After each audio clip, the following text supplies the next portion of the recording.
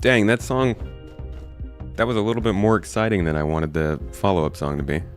But okay. Sure, why not?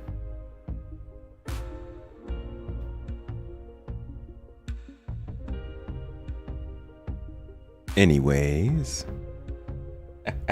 Hey folks, how you doing? Welcome. This is our fourth official episode of the Greenhouse Podcast. These are always live. They're pretty haphazard. We aim to do these in a certain week of the month, but sometimes, things happen and Saturdays are busy days. So this month, we're doing one a little bit early in the month. And it's going to be all about Alpha 3.20. So we got a new update coming up, and it's a little bit of it's like a hit or miss. I actually had a podcast episode with Croncy the other week where we talked about 3.20 and kind of came to the conclusion that this is actually a really good patch for some people. If you're looking for a way to play Star Citizen quickly and get into the game and not have to deal with a bunch of instability just to do simple things. But it's also not headline making. It's not exciting. It doesn't have the big cargo refactor or engineering or bounty hunting or any of that stuff in it. So I thought we would get the folks together today in the community to talk a little bit about what they think of this update. So really anybody who is on the Discord server who's had any level of activity can come on today, have a couple minutes to talk with me. They can either use a camera or no camera, whatever you want to do. And we'll just kind of chat about what we're expecting from 3.20, what we think of it coming up, maybe a little bit of the other drama and stuff surrounding that. But generally, this is going to be all about Alpha 3.20, the next update that we don't even know when it's coming. Thank you, though, for joining me, everybody. If you're here live, I see we've got people are trickling in. It's a slow trickle today, but it is a Saturday. You know what they say about Saturdays? It's the day when nobody can come watch a live stream. How you doing, though, Motherfig? I see you holding it down in the chat before we got started. Thank you for that. REA, always love to start the day with REA. Thanks for showing up. Good to see you. Extreme Terror, welcome. Helgren, Martin, Ralph. Am I spamming podcast notifications? No, I was finishing up uploading our monthly report video right before I went live. And the video ended about 2 minutes before the podcast began. So instead of having the podcast and live stream go terribly, I went live, realized how bad the stream was going to be in quality, and then shut it off to wait until we could actually launch. So it probably spammed you guys a little bit. Sorry about that. Too bad you're under NDA, so you need to shut your mouth. Oh yeah, 3.20. All those super top secret features. Discord pings were something. Wait, how many pings did you guys get? What are they doing to you? They're harassing you about it or something? Huh. Oh. That's because, okay. Yeah, I'm sorry about that. So I released a video, I scheduled a video, and then I went live. So it pinged you guys for the 2 videos I just released, and then it also pinged you for the live stream on Twitch and YouTube. That's my bad. I do wish that YouTube wouldn't ping people when I schedule a stream. It's a little bit of it's a weird reason. It's a weird way to do it, but yeah, unfortunately, Me6 is not that smart. At least 5 dismissed one, and then ping. Yeah, it looks like it's 5. Well, sorry about that, guys.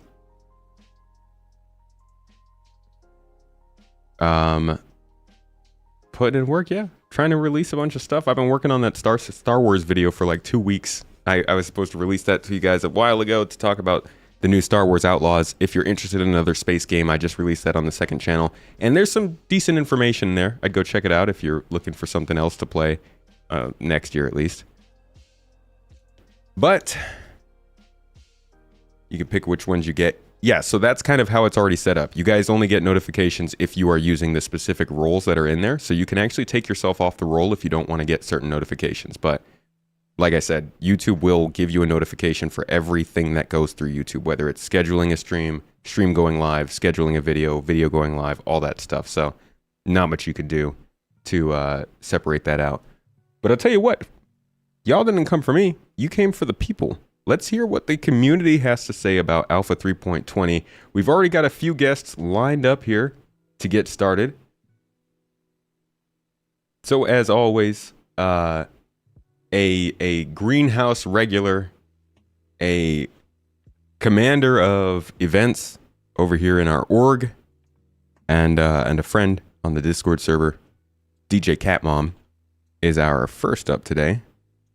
Let's see. I don't have the screen on my stream deck. That's too bad. All right. So I'm going to throw us in just like this. If they've got a camera, then we can bring them in. Otherwise, it'll be just a little looky-loo like this. Let's listen to the thoughts of 3.20. Said I did an interview with the pirate. Where can you pilot? That'll be out on my second channel on Monday. Or on audio platforms, if you like. Loading screen? You guys getting a loading screen on Twitch? Well, we're going to start anyways. We're going to have a go. Hello, Catmom. How you doing? Hello. Good to see you. Apparently we lost a little bit of the stream on Twitch. That's weird. I don't see the stream on YouTube either. You don't... What? It doesn't go for me. I even refreshed it a couple times, and it's still waiting for Space Tomato. What? Yeah. Am I not live? Can you guys not see this stream?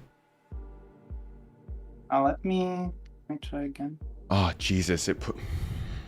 No, it's good. It's just No, it put me on the wrong stream again. I'm so sick of streaming on YouTube. God. Yeah, it started a separate stream than the one I'm streaming to because I don't know why it does this. Sorry, mate. It's all good. It's really not.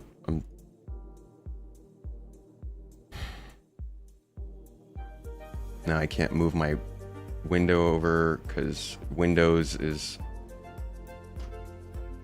Yeah, sorry guys. Disaster strikes, what do you know?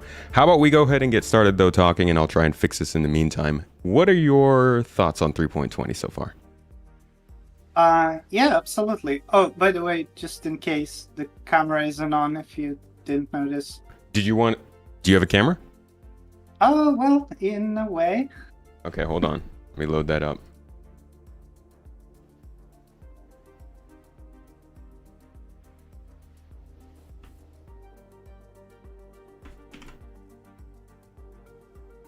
Alrighty. There we go. Hello, virtual Catmom. Hi. Nice. How's it going? How you feeling? Oh, just chilling here at Area 18. Beautiful weather, as usual. Oh yeah. I love they've gotten some clouds recently. They didn't have those before. Great weather. Yeah, it's a beautiful city. Highly recommend it. It's 3.20, I believe, is the subject today, right? Yep. Well, when it comes to that one, for me personally, I feel like this is a patch that feels a lot less like a filler patch, which I felt 3.19 was, because there's quite a bit more content. It's padded out with a lot of Arena Commander points, but there's quite a bit there to unpack. And we've got the Serpent Station, which mixed feelings on that until we actually see what's inside there, because obviously a lot of people, including myself, are going to miss the pods that are so much convenience and lack of elevators especially. Made it much easier.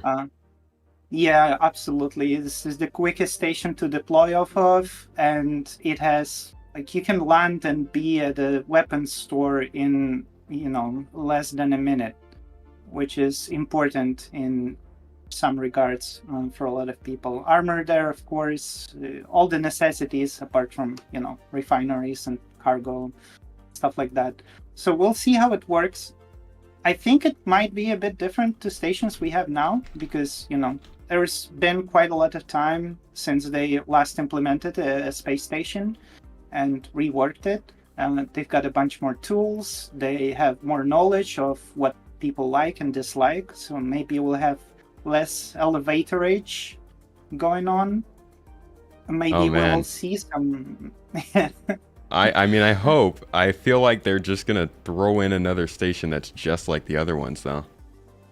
Oh, in terms of like assets and stuff, I'm positively sure there's not going to be anything new. But I think the layout is the most important part here because, Right.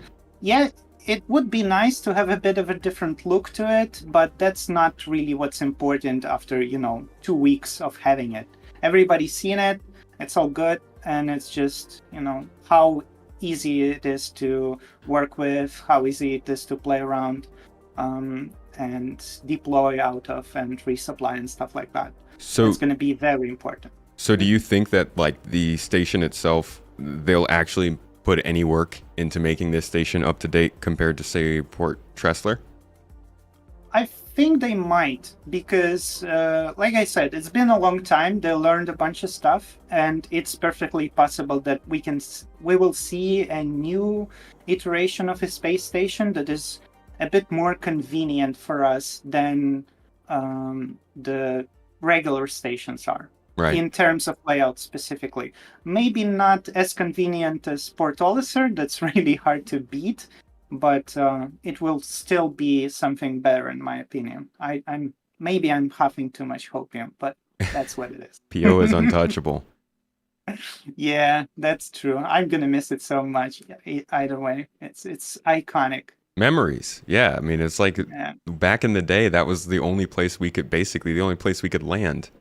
It's weird to Oh yeah. finally see it going.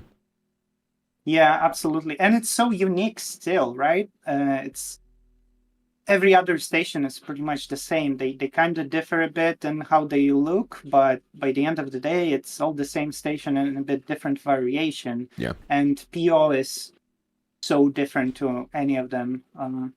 It's wild to see them go. Maybe Grimhex too. I mean, obviously, it's also different. Yeah, I wonder what's going to end up happening with Grimhex because like I imagine Kovalik's shipping hub at some point will have to go. It seems like they're really stuck on Korea as a station, though. You think they'll keep Korea and like avoid doing the whole asset reboot like they're doing with Port Olisar?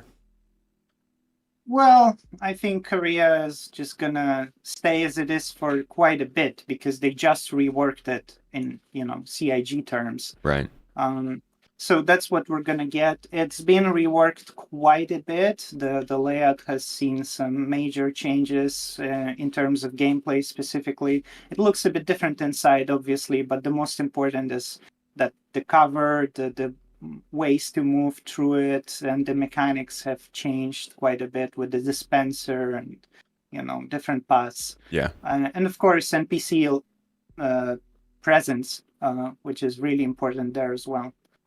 What about So the rest we're not of... gonna Sorry, go ahead. the rest of the stations. No, the rest of 3.20.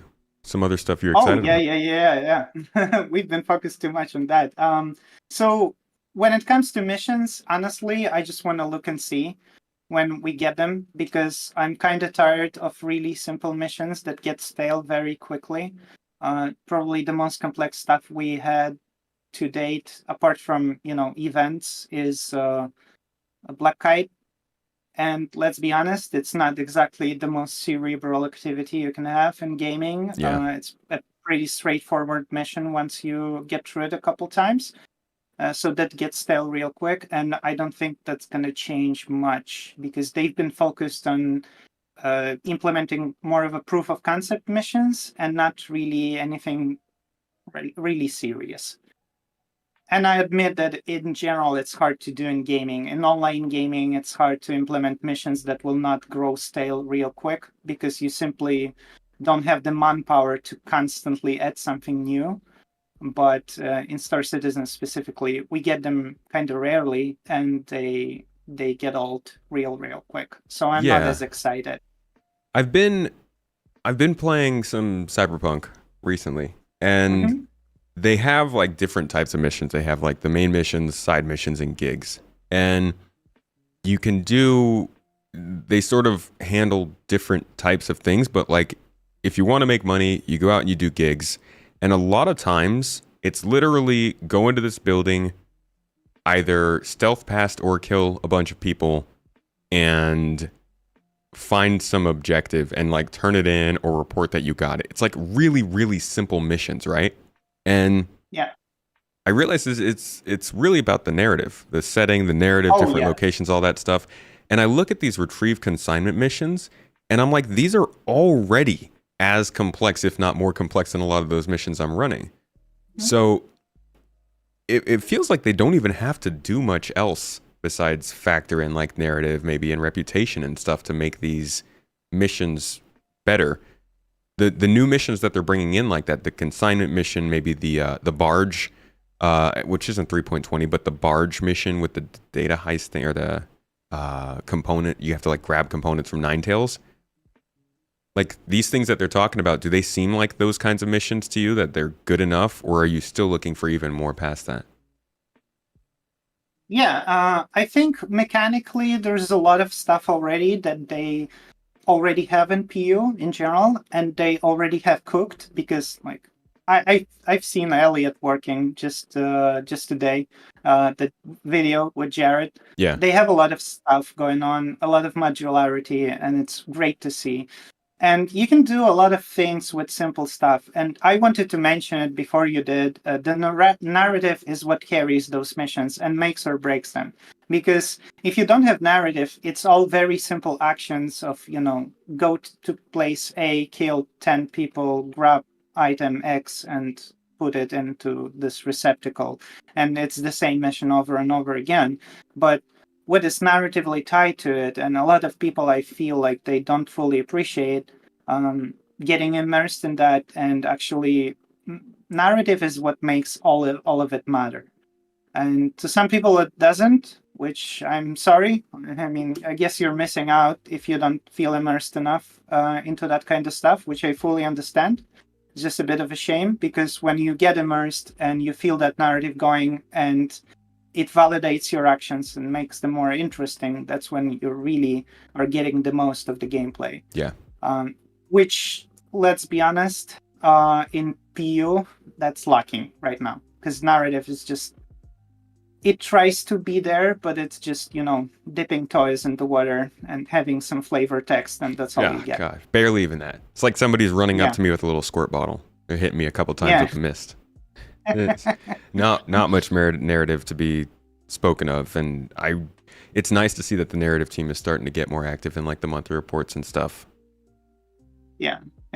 I mean, with current situation in the industry, the voice acting and animation and NPCs being lifelike and all that stuff, and interacting with you, the way that PU does it right now is just hopelessly behind, like a decade or so.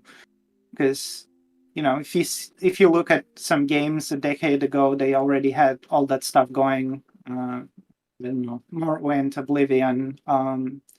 Obviously, it's not really an RPG, but there needs to be something. And I feel like the return of NPCs in more prominence and their missions actually working would be great for us, because that gives us a bit more narrative and a bit of a face to this faceless system that only sends you spam into your Moby-Glass, and you gotta resolve all that stuff without getting anything more. That's seriously missing just the feeling of like there are people that have missions, and you can go to them and get mission. Like mission givers is such a missing feature right now. I hope that they can bring back in after server meshing. Yeah, it's just a pain, and even whatever little we have now is just painful. I personally gave up on it, because the Twitch, the girl on Area 18, her first mission never worked for me, and I'm currently trying to track down Eckhart and talk to him, the bald guy on Lorville, and he just doesn't want to pop an appointment for me. With I his don't know whiskey why. glass. Yeah, I guess I have too much hair and I intimidate him. I don't know. I don't know the reason. No, you could tell back when Twitch came in and they were planning on doing I can't even remember the Bautistas, Dave Bautista. No, that's the actor. I don't. There's like a couple of people that they wanted to have at Microtech and Orison for mission givers, and they talked about it, and then they just straight dropped them. Never talked about them again. And I think they really were just like, this isn't going to work until we have better stability. Yeah, it was much like everything in PU. It's a proof of concept, and this specific one didn't really work. So if it works, it stays. But if it doesn't, well, it sucks off. So we'll see in the future what happens to that. Yeah. Final thoughts on 3.20. Any last bits that you are particularly excited for? So a lot of people don't really talk about vehicle handling. Personally, to me, it is important. I do like my vehicles, and I'm still hoping for more gameplay for them. But at the very least, it's going to be fun to take one for a drive and not a weird experience as it is right now. And can't wait for Daymar Rally. I'm totally going to sit in the truck for another 8 hours or 6 or however many. That's happening. Yeah. GII Racing. Yeah, shout out to GII for helping out with that one, and to the Atmos Sports for organizing it all, because that's an incredible event, and I really want to take part in it again. Last question. And of course, go ahead. AC. Arena Commander.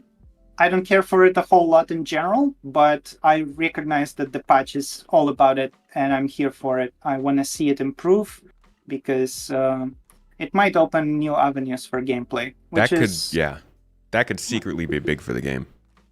Oh, yeah. All right, last question I got for you.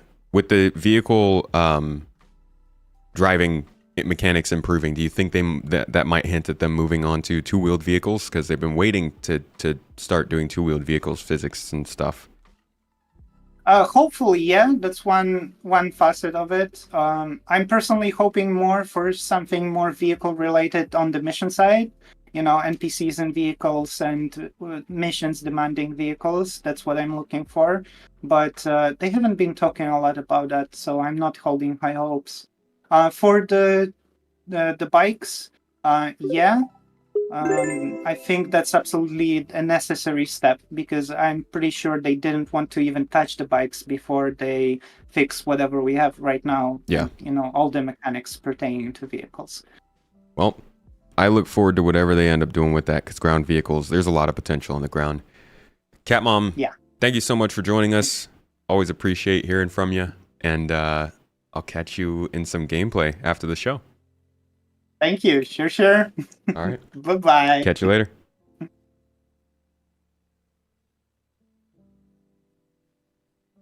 All right. Thank you to Invert Mo throwing us some bits on Twitch during that little interview. Thank you so much for that. We appreciate the support. Folks, this is just a heads up. This is a community podcast. So really anybody who is active in our Discord can hop into this room with me and get a chance to talk about whatever the topic of the month is. We do this every month. Sometimes it's talking about the economy. Sometimes it's the upcoming patch. Sometimes it's the latest drama. Whatever it might be.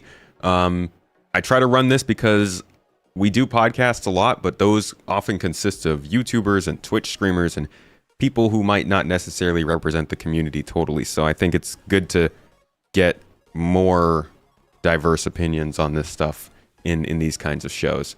I'm going to bring on our next guest, Country, another member of the Discord. Bring him in, see what he has to say.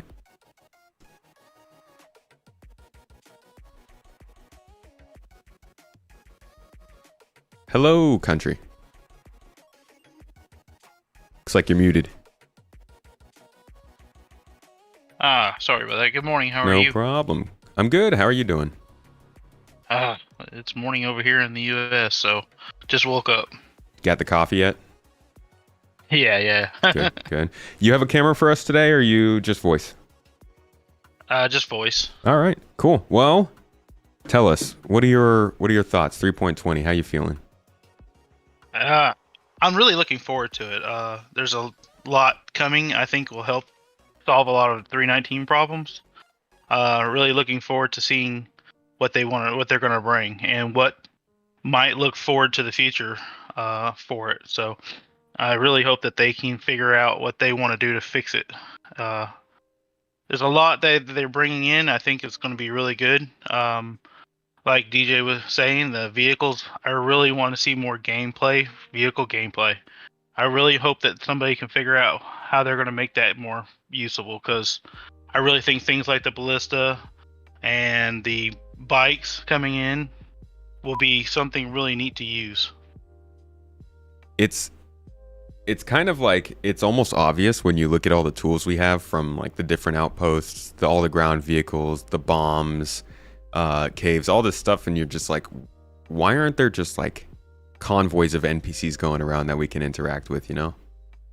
Yeah. It would be very I kind of cool. wondered, I was kind of hoping that maybe they would, when bringing in the vehicles and working with that NPCs would start having tanks sitting outside of bunkers and stuff that you would have to fight to Right. get into the bunker. Yeah. Make the bunker mission a little harder. So, and love to see more missions that we require people to actually have to go into chat and say, hey, I need help doing missions because this is going to require more than one person to do. Yeah, it's So on that same note, like, we still haven't seen AI outside of bunkers on foot. Like, we don't have, there are straight up turrets outside of bunkers for us to use, but we have nothing to shoot at. exactly. You know, I've actually, when I first started playing, I was expecting, NPCs outside of bunkers, and I would go in, with my gun all paranoid and everything else, just to realize that the only worry you have out there is another player. But typically you never run into another player at a bunker, very rarely. Yeah. So then you realize, okay, so you get this feeling that, oh, I'm safe until I go down in that elevator. Right. If they change that up, it would really change the perspective of the mission, because people right now, they just know that, oh, I'm safe until I get to the bottom of that elevator and I go around the corner, and then I won't see no enemies. If they actually started implementing enemies outside, it would change the gameplay for everybody, because everybody would start becoming paranoid about landing where they're landing. Definitely. Yeah, it's they kind of started to do it with turrets, where they're like, okay, we have defensive turrets, you'd have to land a certain distance away and drive in on a vehicle, but then those turrets can basically shoot you from up to a kilometer out. So it's like they're getting there, but the locations are super one-dimensional. Yeah, yes, very. And I would love for them to change the bunker layout. The only difference between there's only like two different styles of bunkers, and all it is just the same bunker, just kind of twisted around. Right. Yeah. I would love for them to change the layout inside the bunkers and stuff, so that when you go down inside there, people can now just run exactly where they want to go. Change it up, make them we make these stations. They make these Port Olisar, and then you make Magotech, and they're huge. They're massive. They got trail. We got trains and stuff. And why do not bunkers cannot have that same thing? Yeah. Where it makes it more immersive, where you're in there for more than just a couple minutes, because you could run down to a bunker in 3-4 minutes. If you want to run in, shoot the guy you want to kill, and run out, you're done in 2 or 3 minutes, and you're on to the next mission, which is the same repeated mission over. Right. Yeah. So what else in the patch are you looking forward to?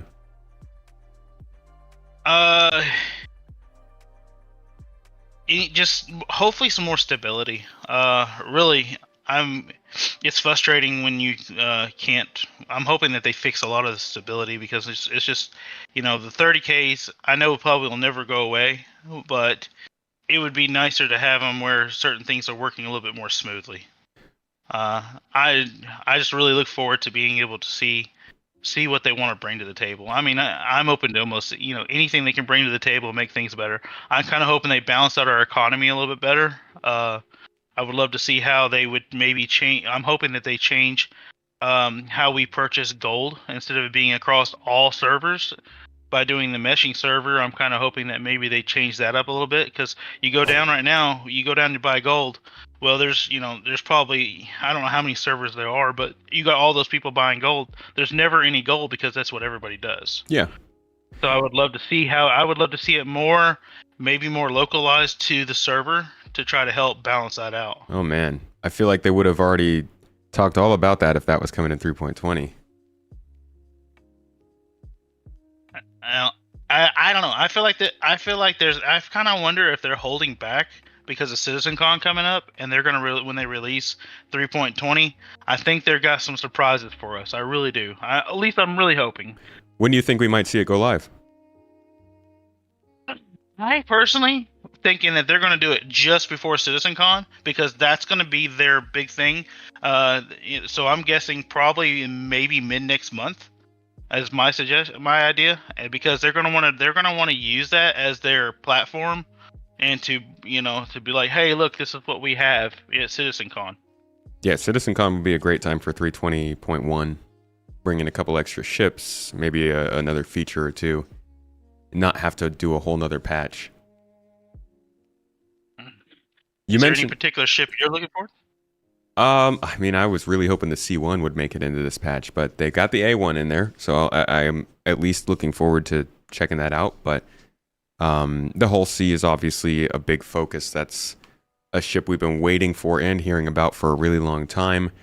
It's disappointing, though, to see the state of the game as the Hull C comes in. You know, after it's been now two winters that we've been expecting the cargo refactor, and they finally started to bring it in, but they broke it into multiple parts.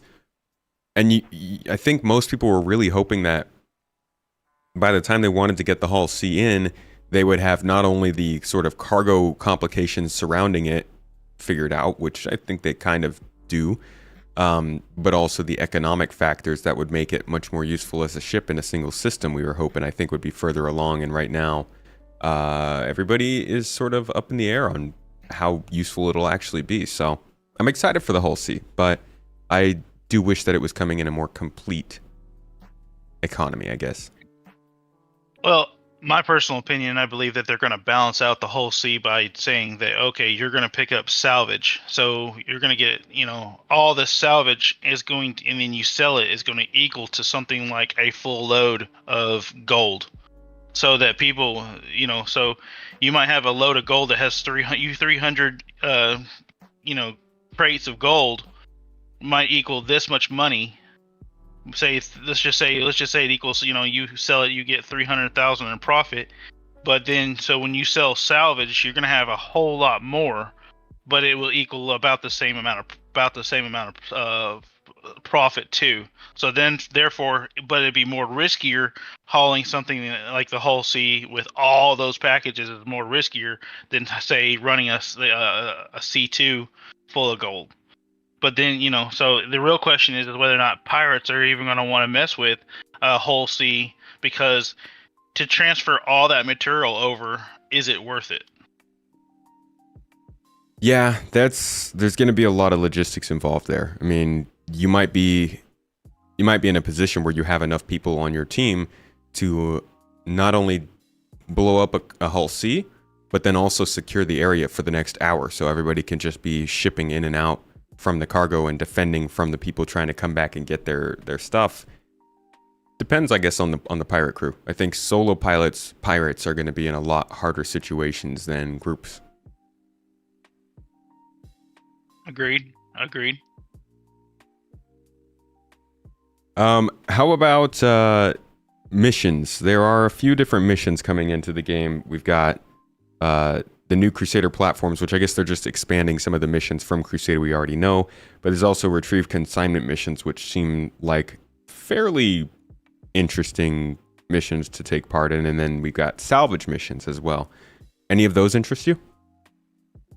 I want to do more salvage missions. I would love to see them actually get the reclaimer fixed, where we can actually cut up ships and put them inside and grind them up. I think that would change a lot of gameplay. I'm hoping to see that coming soon. Oh, so you're talking about like hull munching? Yeah, the hull munching, and then and then that maybe bring in better salvaging. So if they bring these salvage missions that they're wanting to bring in, I'm hoping bring a little bit more gameplay to them too. Maybe perhaps was it like where they have the mission where they said that that they're gonna have the salvage is going to have to be done before security gets there. So you'll have to scrape it faster before security gets there. That's going to be interesting and make it a little bit more fun and challenging. Yeah, that's an interesting one. I'm looking forward to that. I wonder how that's gonna work out lore wise going forward if they'll always stick with that mission, because I think it's an interesting in-game way to try and force people to use hull scraping, but I feel like they just need to make hull scraping a little bit more exciting or not exciting, but a better use of time to get people to do it more. We'll have to see. Yeah, I think it would also, with that coming in and then security having to get there, it will bring more team play together. Bring people to have to say, "Hey, look, I am not going to be able to do this," but get on the global chat and ask for people to help them scrape something to complete that mission before security gets there. So it's going to bring more of the community together. Yeah. To close us out, what's the most interesting thing for you coming in 3.20? I'd have to just say the Hull C if it comes. I think it will bring a lot more to the table. I'm looking forward to that. I would love to see how it works. I'd love to see how it's going to get pirated. I want to see how people use it. People come up with unique ways. Our GII has come up with unique ways of creating missions and creating events for us to figure out how to do things. We do things a little bit oddly and differently to see how things would play out differently. So therefore, I'm looking forward to seeing how we're going to be able, as a GI, to modify and change it to make a different type of gameplay. It's going to be fun to kind of host FPS combat scenarios on that ship, just to see how we might protect it in the future when we actually have to defend against boarding. Yeah, so as GII, we just did a mission a couple days ago where we had an 890 up in space, and we were taking Hull A's down and loading them up and bringing them up to space and loading and filling up 890s with them. We had a team unload and reload. So this is our way of practicing getting ready for the Hull C, because everybody's predicting that the Hull C, you're not going to be able to take it down to planet side and load it because it won't be able to fit down on there. You'll have to come up with unique ways of getting material from the ground to space to load up the Hull C. So like I said, big game changer if it comes out and it works right. Yeah, it definitely will be. All right, country, thank you so much for coming on, sharing your thoughts about 3.20. Looking forward to seeing it, and hope to see you in the events later today. Yep. All right, catch you later. See you. That stability is a big thing. He mentioned briefly. This will be the first patch, 3.20 will be the first patch of this year that's not on the same code branch. So 3.18 and 3.19 have all been using that same sort of base layer foundation for stuff. That allowed 3.19 to make things a little bit more stable. But all of those sort of underlying problems that were introduced with PES and 3.18 couldn't be fixed because all of that work was being done in the meantime to a new code branch. So we could see a lot more fixes and stuff come in with 3.20 that mitigates some of the more annoying problems. Things like maybe invisible players or problems with spawns and stuff like that. Maybe we'll see some good fixes to that in 3.20, but that's the part that it's not on the release view. It doesn't get talked about a ton. It's not making headlines. Stability is important, though. It's a big reason why most people aren't playing the game right now. So any little bit that can add to that would be great, despite, obviously, 4.0 probably wrecking that coming up shortly. Or maybe not shortly. I don't know. Who knows? We're not really hoping for info at CitizenCon. I think he was more just saying that 3.20 would be a good patch to have going and stable during CitizenCon, so that during that patch they can point towards whatever might be happening in the patch, or basically just have something to back you up instead of having an old patch running that nobody's excited about when you have this big convention. But yeah, I do think that there's a lot of stuff that happens at CitizenCon that we don't see within the first year afterwards. I think they need to split their time a little bit and make sure we're seeing a lot of the stuff of what the game is going to be in the next year, sort of like the keynote and demo stuff, and then also talk about the stuff that might be further out, but make sure to set expectations as to when those things might come. And unfortunately, a lot of the things that I think they wanted to do this year, they haven't been able to because of PES. All right. We got Frenchy Cat in here. Yeah, boy. Hop on in, buddy. Let's hear what you got to say. Hello. Hello, friend. Are you on camera with me today? No camera. Sorry. All right. No problem. Break any mirrors today. No problem, man. Just, I'll just let the people know he would have broken your mirror if he was here. Anyways, how you doing, man? Pretty good. Just listening in on what people have to say while I'm prepping for our event. Yes. A little bit later. Frenchie will be running our event in GII. Anybody from the org who might want to join us, make sure to hop in. We're going to be doing some fun cargo stuff. Or mining stuff. Sorry. Mining and cargo stuff, kind of. It's a thing. Anyways, Frenchie, how you feeling about 3.20? I'm pretty stoked for it. Like, there's a lot of things on there that I'm really excited about. I know I'm falling into the whole hype thing, and I'm probably going to be disappointed because that's what CIG does, but still can't help it. The big one I'm really, really stoked for, it's just the Hall C and just kind of what that brings in for larger scale group gameplay, not so much for solo players trying to solo that thing. Might not be as fun as they're hoping for, but I feel like groups or orgs even, just the possibilities that Country was saying, the event we did the other day with the whole getting cargo from the planet side with smaller cargo ships to then bring it into a bigger ship, in this case was the 890.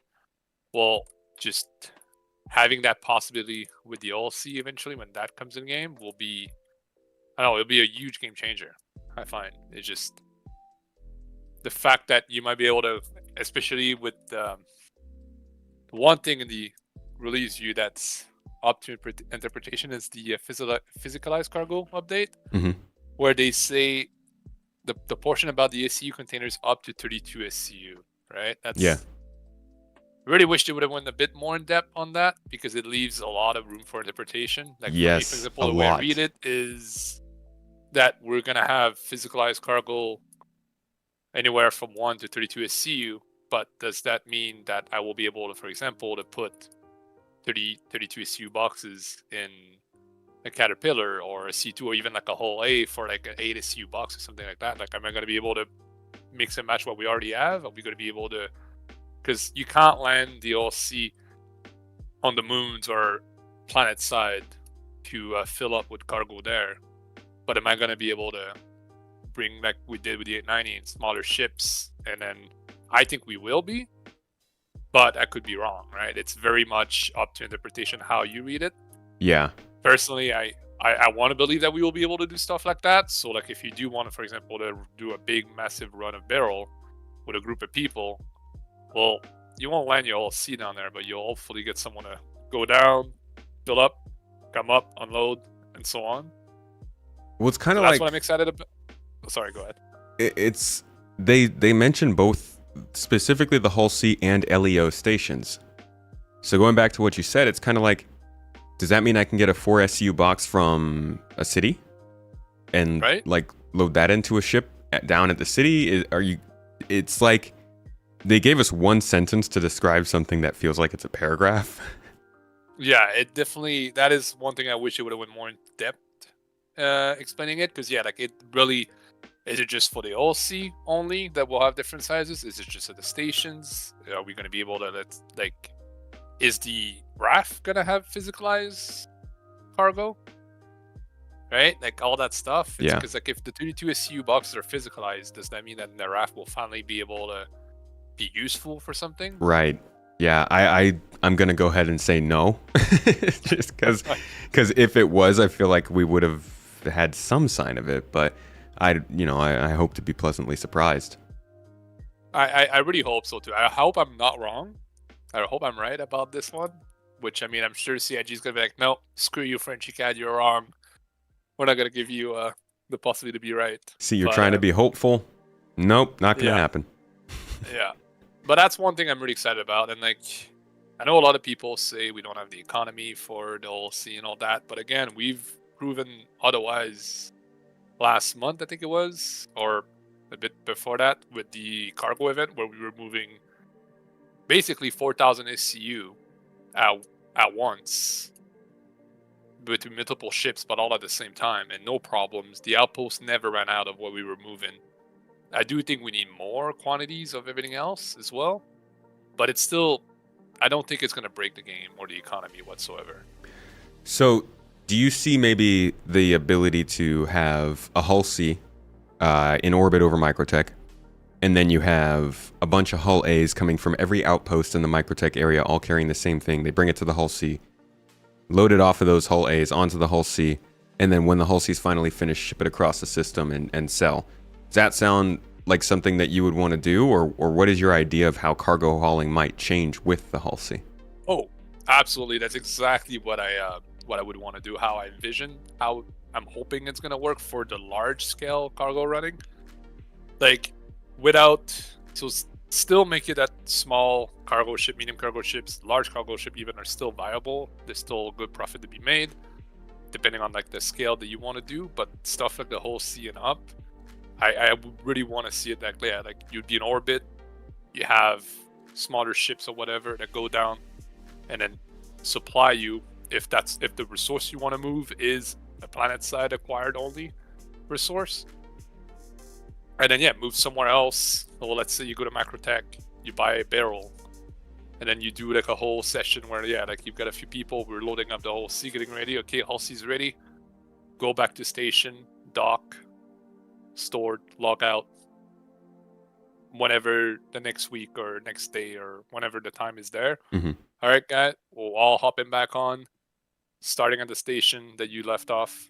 It will be takeoff, ready to go down to, let's say, Orison to sell. I guess I'm going to touch on that because that's another thing they haven't really, have they confirmed if we can dock at Orison or not? And if we can sell there. I would imagine so, yeah. Right? Because they specifically made a docking collar down there. Exactly. There's 5 of them available to use at any given time. But they have made sure to say that this cargo functionality is not linked to the docking collar, right? Because you have to fly to a predetermined space out near the cargo deck of the station. So that might actually. But what about selling? Because I can dock the 890 at to sell and go sell from it, right? So that's another thing they haven't really touched on. That's like, I understand the whole you can't land on a planet if your cargo is like the thing is extended or if you have cargo, but they haven't really touched on can you sell at Orison, because you can dock at Orison. That I'm sure we'll have no issues to do. But will the city register that there's cargo on your ship and you can sell it, or is it going to be a no-go, right? Yeah, there's a lot to worry about there. Right? But even if it's not an option in the meantime, it's still like you would stay in orbit somewhere a bit safer than like right where you come out of jump, hopefully. And then, yeah, you could unload in smaller ships like Hull A's, Freelancers, anything really, right? Even C2s, Caterpillars, like you could unload into those and then send those to go sell instead. Yeah. Which I think it kind of makes sense with the ship. I might be wrong, and maybe chat is going to rip me apart for that, but I think that's kind of what the purpose is. I know I was talking to DJ earlier, and DJ was mentioning also like between systems, which also makes a lot of sense. I think a lot of people want to use it as like the C2 is being used right now, where one-click buy, one-click sell, making maximum amount of money, a UAC real quick without any like need for extra people with you. I'm hoping the Hull C is not going to be like that, where it's going to require people to it will require you to either have org mates helping you out, friends, or just straight up hiring people, randos from general chat, which is risky, but still. Well, the ownership system still needs to be updated so that people can even transfer cargo and reliably sell. There's just a lot of complications to this that I don't think are getting figured out for 3.20. Yeah, that's kind of the bummer. Right? So I think it's going to be very much. I think we're more going to see people doing station to station, and then orgs most likely do a little bit more like what we've been doing with the All Haze and the 890, where an org might actually see the benefit of loading up from another ship to then go to a different planet to then unload to sell, because that creates that kind of logistical cargo hauling gameplay that you can run a few events doing it. But I don't think we're gonna see many people doing it that way. I think people are gonna stick to probably station to station, because that'll be the one thing you could probably do solo right now in the state of the game is station to station, right? Yeah. Because it's basically a one-click buy with a little bit of a wait time. Yep. And I'm assuming the sell is going to be the same. All right. Well, final thoughts on 3.20? Pretty stoked for it. I know I've only touched on the cargo stuff. More stability I'm hoping too, and the Arena Commander is going to be, I think, a huge improvement, because it will allow people who don't have necessarily the time to spend an hour to set up for a play session or anything like that, where they can actually just jump in their buddies, go shoot a bunch of things, or do some dogfighting or whatever, because they've only got that very limited amount of time that they can't spend having to spawn at a station, claim your ship, or retrieve your ship, fly wherever else, or anything like that. There's just little to no prep. Yeah. More get in the game. I want to spend an hour doing FPS with my buddies. Get in there, do it, and then cool. I did what I wanted to do my hour. I actually felt like I played. I'm off now. Right? That'll be very nice. All right, Frenchie. Thanks for your thoughts, man. All right. Appreciate you coming on and sharing. I look forward to jumping into the event with you in an hour. Yeah, I'm pretty stoked. I'm pretty excited for it. All right. I'll see you then. All right. Thanks for having me. Have a good one. Of course. I see chat going on about the SCU boxes. It's sorry, I need a good yawn there. It's it's iffy. I would say we should all assume the worst, that 32 SU boxes, there won't be any other smaller sizes between 32 and 4. The Hull C won't accept any other sizes besides 32, and most of the trading will not be in any way expanded.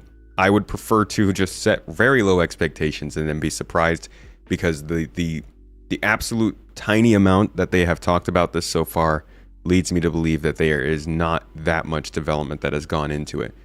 That being said, if the Hull C is only locked to 32 SU boxes, I think that would be one of the stupidest things that they could do.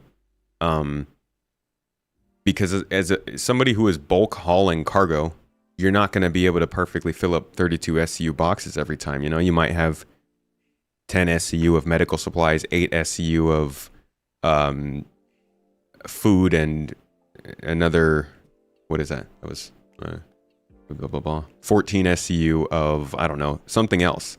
Like, I really do hope that they are not going to limit it to a certain box size, and that you can mix and match your stuff. Because if you've got like multiple places to deliver to, I feel like it gets too complicated if you've got only 32 SCUs that you can use. So we'll have to see what they have to say about that. But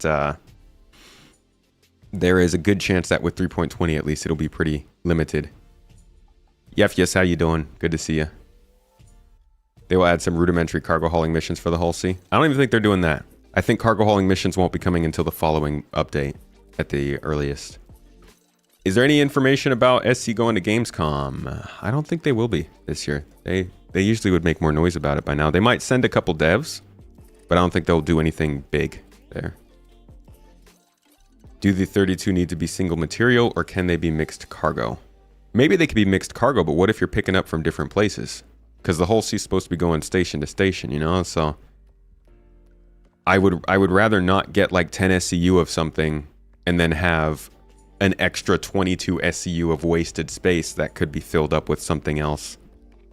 If you can fill up the box after the fact, then that'd be cool. But yeah, it's there's a lot more details that we need to know about this system. All right, let's bring in Stanko. Looks like the last guest of today. see what. Oh, and there he is. Give me 1 second. I need to go close the window. And let's bring in Stanko, though. Get him in here and get some final 3.20 thoughts. How you doing, Stanko? Good to see you. Looks like you're muted. There we go. Doing very good, thank you. Good to see you. What are your, you excited for 3.20? You disappointed? What are your thoughts? I went through different expectation cycle for 320. So initially, because 320 was going to be the first different branch of the year, I was hoping that 320 would be more of a 3 2.0 type of patch, and that would be bringing a lot more fundamental tiers up a notch, like engineering, bounty hunting, crafting, maybe. On paper, we still have a lot of things coming up in 320, but at the same time, it's a little bit lackluster because I think my opinion is that perhaps they're going through more issues with PES than they thought of, and that maybe we're 6 months behind of what the original schedule should have been. But at the same time, there's quite a bit of new stuff in 320 that is quite exciting in a way, like the cargo refactor, more mining stability. So that's really promising in certain ways. Yeah, I think that's a big detail that's probably going to be missed for the most part. But like people who are really keeping up with these different updates and with the news surrounding them, I think a lot of people are excited to see what happens with the new code branch. To me, one of the big thing that CIG could learn is, I come from other MMOs, and there's a few things that is kind of common of all the MMOs. Everybody's always yelling at the company to be more transparent of what's in the pipeline and everything. And CIG is probably the company that is the most transparent in that way. But at the same time, there's a lot of things that we have no visibility on. And one of the key point for me is the lack of, at any given time, we don't know how many players there is, and we don't know how many shards, how many active players there is. And for example, Eve, whenever you log in, you see the total active player on your server, and that's kind of an indication that that game is alive or there's something going on. And we don't have that visibility with CIG, and I think that's something that's kind of lacking there. Yeah, I feel like they probably don't keep a consistent enough active player base for that to be great optics, you know? I mean, that's a little bit of tin hat or a foil hat kind of theory, but I could see this game dipping down into the very low numbers when it comes to like the more dead times when people are a little more disappointed. Maybe they don't want that to show, but it would be nice to be able to see the active player count across the entire world instead of just each shard. Well, they mentioned that at some point we may be able to choose our shard or to actually log in certain preferred server, or if we logged out, we can actually go back in those specific servers. So probably that's something way down the line that's going to come. Yeah, I think so. What else in 3.20 are you particularly, or rather actually, you mentioned bounty hunting, engineering, crafting. I think those are all hefty features.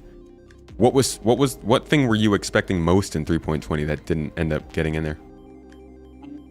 Bounty hunting V2 was one. I'm always looking forward to the crafting part, or even our own physicalized inventories that would be permanent, like our permanent hubs or hangars that we would be able to customize. That's the one thing I'm really looking forward, or anything more MMO related. Like, we're still missing a lot of MMO features or ways to bring people together in certain events. We have Dynamax event, but they're, with the current stability that we have, makes it that it's we don't feel like we have any progressions of our character aside from the ships that we own, either by buying them in game or outside. It's, it's missing that accountability of that personalization of our own things. Yeah. Yeah, this game, persistence, it's been nice ever since I think 2020. We've had some level of persistence, but people are definitely starting to feel that lack of connection to their characters. I mean, I don't give a crap about my character. I die left and right. I forget my helmet. I don't eat food. I just abuse the crap out of my person. Well, that's why eventually, when they bring all the features of Death of a Spaceman, that's going to be, you're going to get attached to what your character is. But at the moment, we have absolutely no care in the world for what we are and even our reputation doesn't mean anything. And it's unfortunate because I think everything's going to be tied into our reputation in the future. And at the moment, other than unlocking other mission, that's about it. Yeah. Yeah, it would be nice if we were getting reputation updates during 3.22, or not 3.22, but 3.20 also. Gosh, we might actually have a 3.22. Well, the one thing I'm actually, and it's a small little thing, but the one thing I'm excited about 320 is that the Vulture will be buyable in game. And I have not been doing much salvage except from the Free Fly event and a couple of community event that we did. But other than that, I have not been able to enjoy the Vulture all that much. And honestly, I'm not going to buy any more ships in game for the time being. So to have it buyable in game, that's going to be a big factor for me on 320 actually. It's kind of wild because of how long 318 took. There were players who were playing with the Vulture in December, and now in August, possibly September, is the first time people will be able to buy it in game. That's a long gap for a very important ship. Absolutely, and I think CIG is doing. I mean, I understand. Of course, they want to sell ship, but they do a very terrible job of telling us, "Hey, you can buy this this ship for real money, or you can grind and buy this game buy this ship in game." They're doing all those mission spotlight lately, and they're taking the advantage to sell you some of the ship they're highlighting for the mission.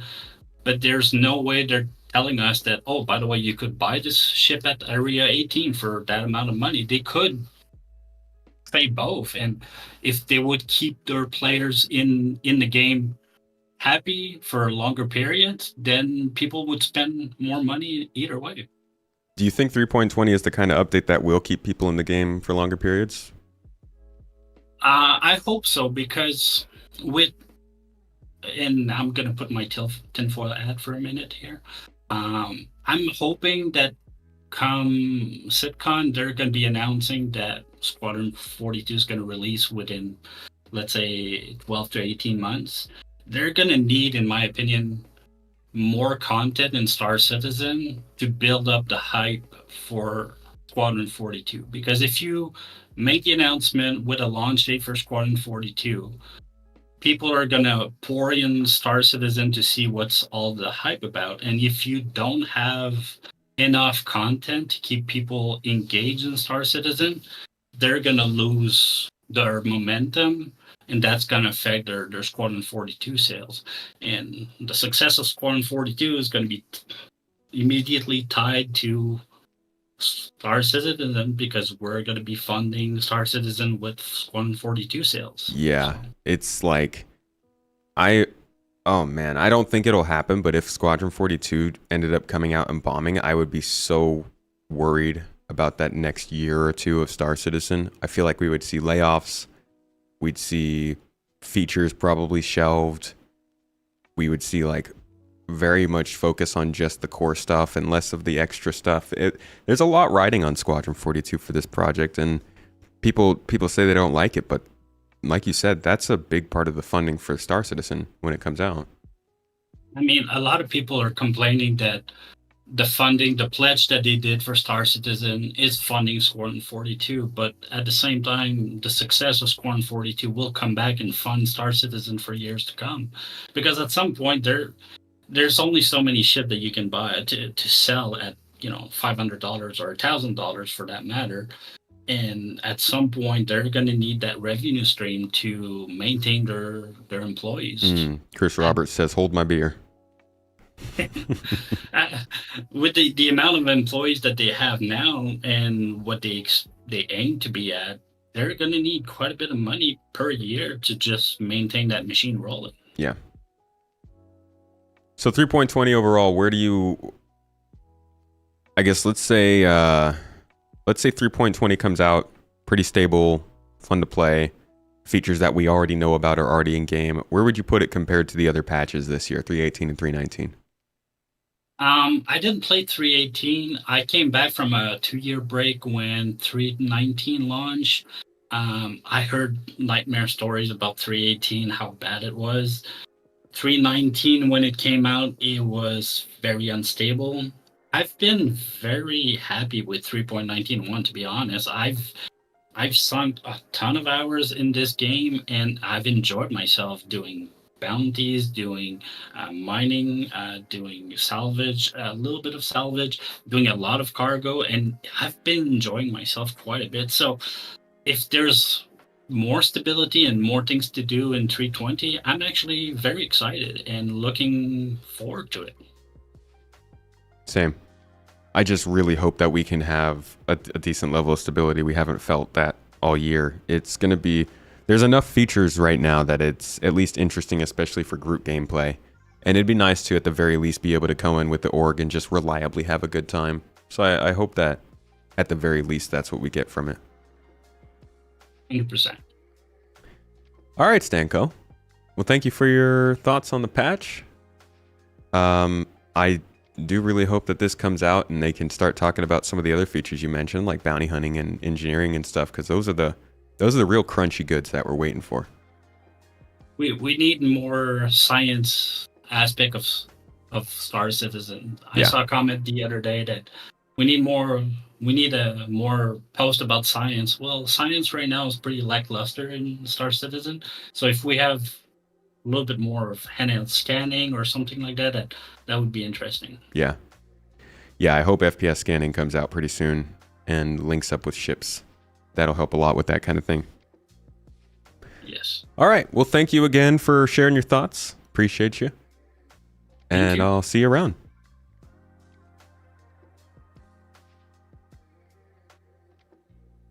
All right, y'all. That's the show. We did about an hour this time, and I think got some really good opinions on 3.20.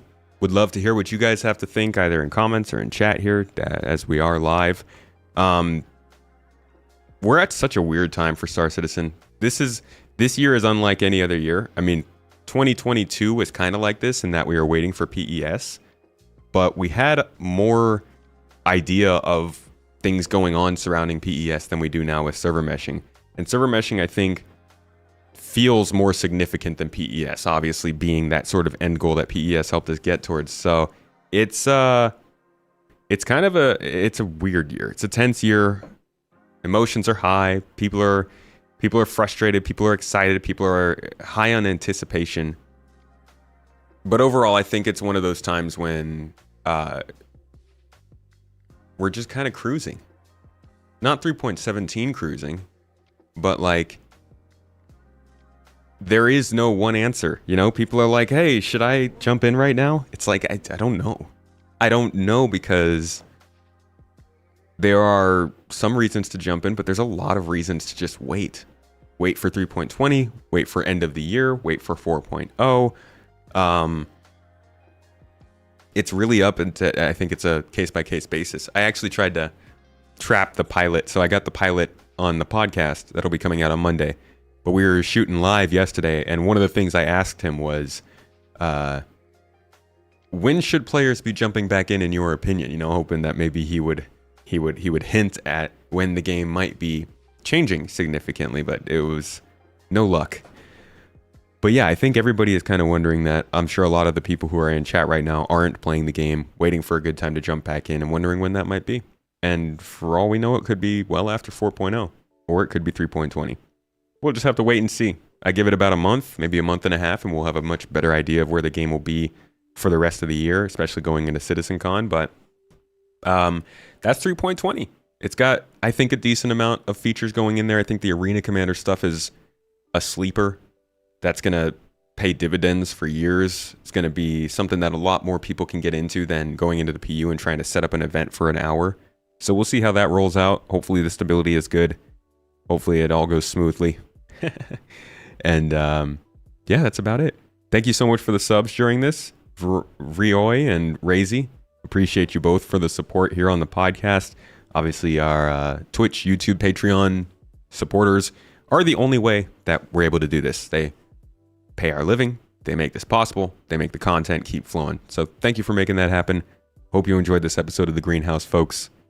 And we'll see you next month. But besides that, we've got some gameplay to do. So our next little bit of the stream, now that we've done our talking, I'm going to still, like, you guys feel free to ask questions, 3.20 related, Star Citizen related, whatever it might be. I am still here to answer those questions, but we'll be jumping into the game now and doing a little bit of combat in anticipation of an event starting a little bit later today in about an hour, a little less than an hour, with Frenchie, one of the people who was just on. We're going to be jumping in to do a pretty hefty mining and cargo logistics mission together. We're going to try and link up an 890 jump with a bunch of moles and carry the bags in the 890 jump, and like, it's going to be an interesting experience. I'm looking forward to it though. How do you all feel about 3.20? What are your citizen senses telling you? Are you interested? Are you trying not to hype yourself up?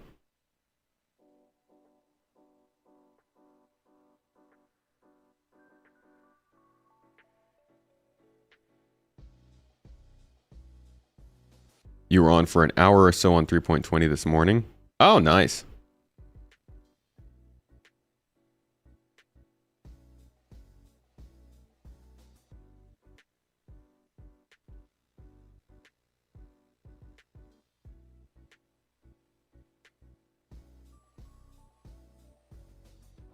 Can't wait for the new Arena Commander things. You're going to go all out to make your dogfighting skills better. Yeah, I'm definitely going to start jumping into Arena Commander more once that comes out, because I mean, you guys know, I'm terrible at fighting in this game. Awful. That's why we're jumping in right now, to do a little bit of pew pew. But yeah, it's Arena Commander is going to make it a big difference, I think. Can't judge 3.20 till played. Can't judge it. Can't talk about what's going to be in it, though. Radical Jams, for you, it's more of an interim thing. You're more interested in the progress they make by the end of the year.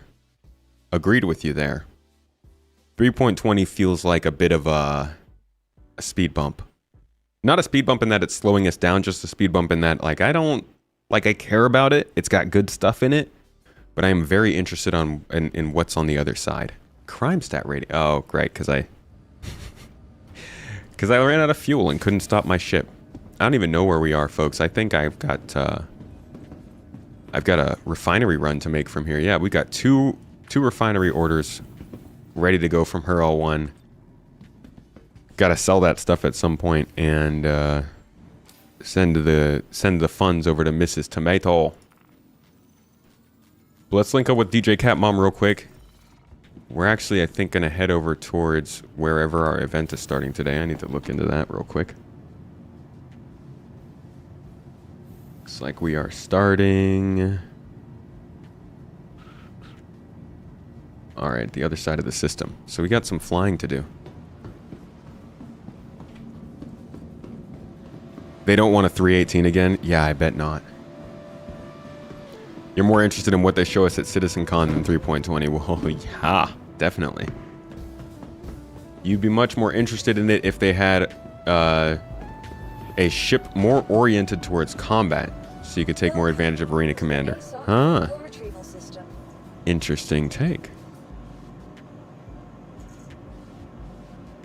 You struggle with the idea that it takes like half an hour to an hour just to set up to play, to do a rinse and repeat mission that takes 15 minutes.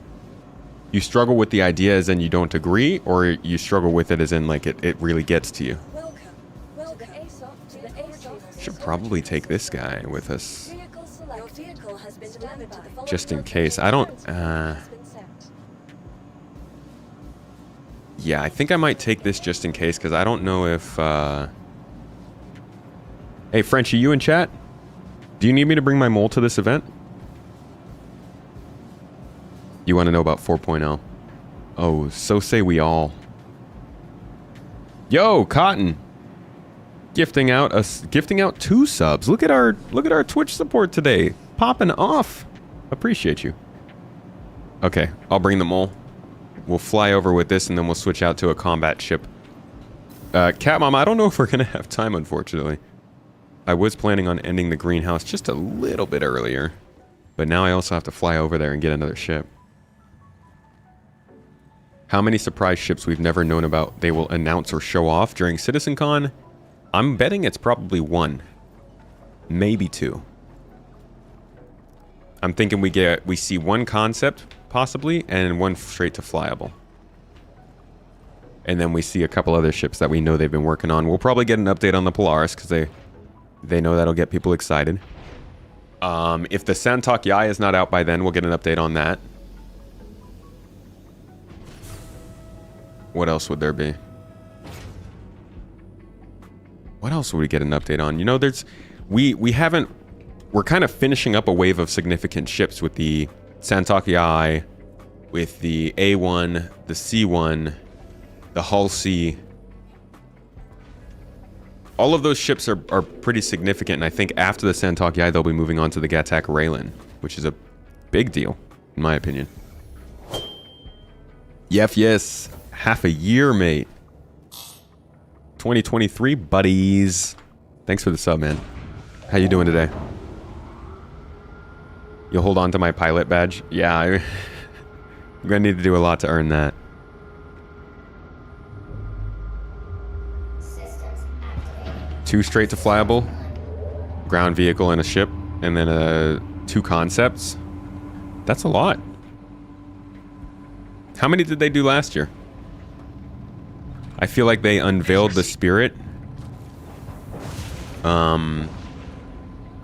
Unveiled the Spirit, updated us on the Polaris, and talked about the Merchantman, right?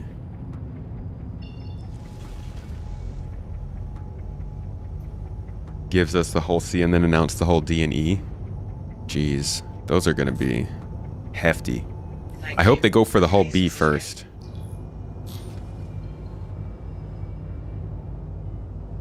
Alright, we're going to... Oh, I'm not on the other side of the system. I'm just kind of on the other side of the system.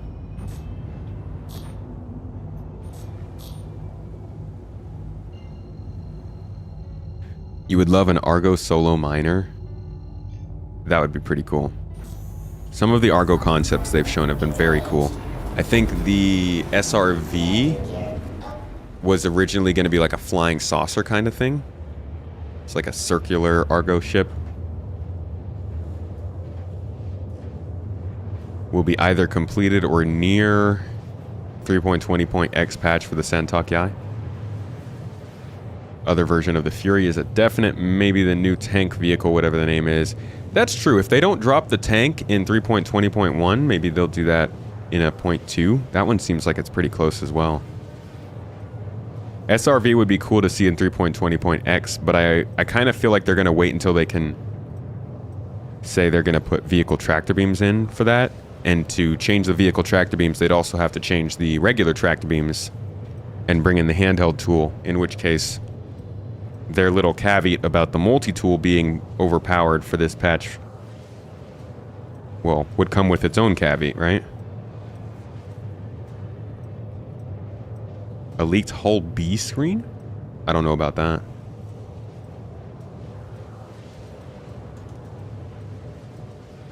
Tell us what you know about the Gatak Raylan. I have no idea how to spell that. Haven't heard anything about what it is. It is a Xi'an cargo ship. So Gatak is another company. We've got Aopoa and we've got Gatak now. And Gatak is more...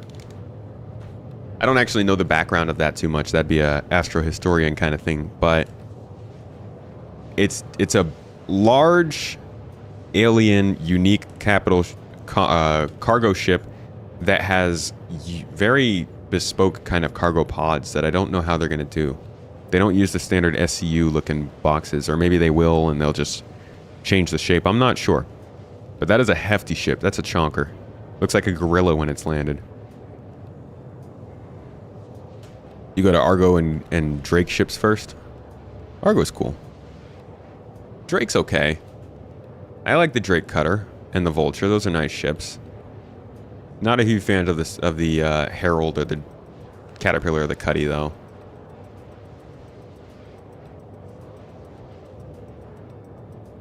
Hoping for a salvage ship in a Corsair size range. Yeah, a 2 to 3 person salvage ship would be good. What kind of ship would I like to see go straight to flyable? I will almost always say the Vulcan. Because if they're getting the Vulcan straight to flyable, I expect them to also have drones working. And if drones worked, that opens up a lot of gameplay too. But yeah, that's a pretty hefty fever dream leading to that.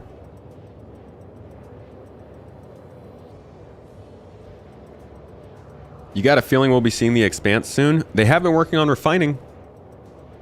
Where are my refiners out there? Once we have refinery gameplay,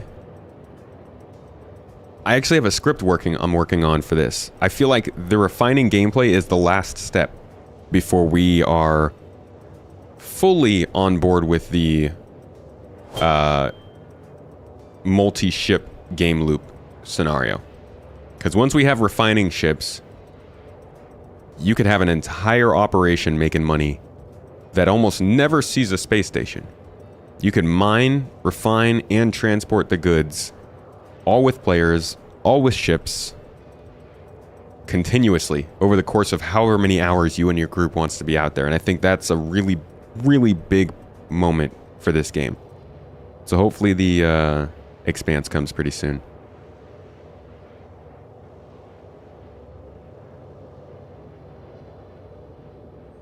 Where is this hacking and data running gameplay? Oh man. Data running.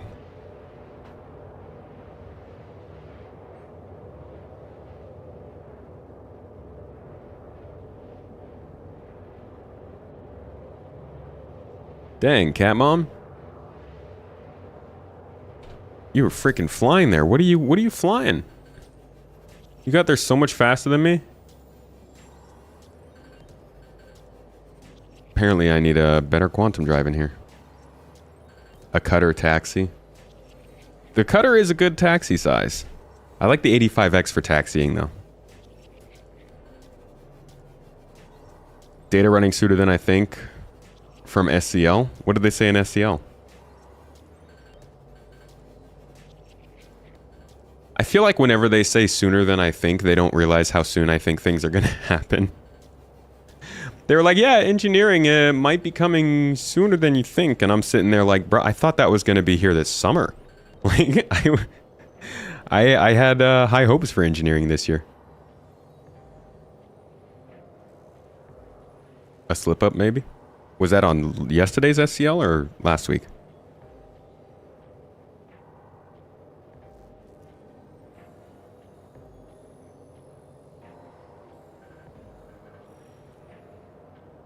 Weeks, not months. Get out of here.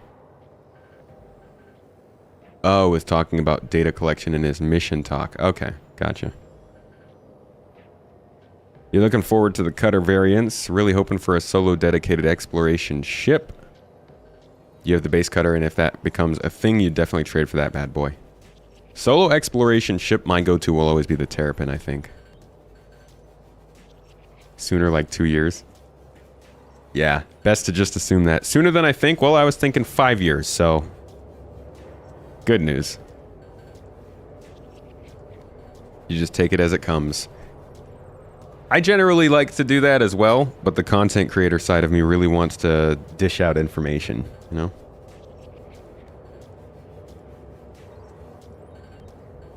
Thought based on the road to 4.0, that'd be December of 2022.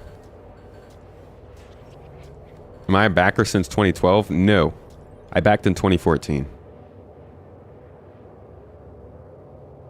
So I am at about 9 years into this. I will say the first 5 years of that, I wasn't really paying as much attention. I didn't really start following closely until 2017. And the kind of lead up to 3.0, which I feel like 3.0 was really when this game actually started along its path.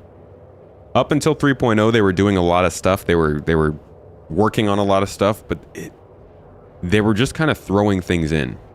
3.0 felt like the first time that they actually launched something that felt coherent and on its way to being Star Citizen.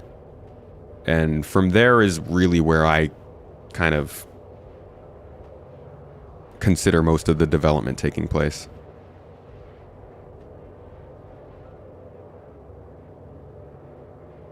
Hope there's more Journey to 4.0 videos coming. It's been almost half a year already. Yeah, they kind of dropped that. You backed in May of 2023. Ben, how long did you wait until after you heard about it to back? Hellregan asked, have I ever doubted this project? Yes, absolutely. People might hate to hear it, but yeah, I've had my doubts about this project. I think it's a little short-sighted not to. Things can happen. Like, a lot of things can happen to make this project not work. What they're trying to do is like, it's a risky endeavor. It's not an easy thing to accomplish. They don't really have a guidebook to tell them how to do it. The economy always has a chance of becoming unstable. People always have the chance of just quitting. Like, there could be some pretty big names at the company that end up having to leave. Like, things can happen that make this project not worth. So I've definitely had doubts, but I've never had the doubt that this won't be something that I absolutely enjoy. I've doubted if it can be everything they said it will be, but I'm very confident it's going to be something that I love to play. I mean, I already enjoy playing it if it was more stable. So depends on what you mean by doubt the game, I guess.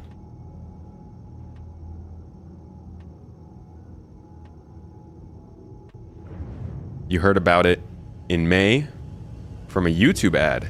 Huh. Those ads that they were doing. Is that one of those ones where they told you it was playable?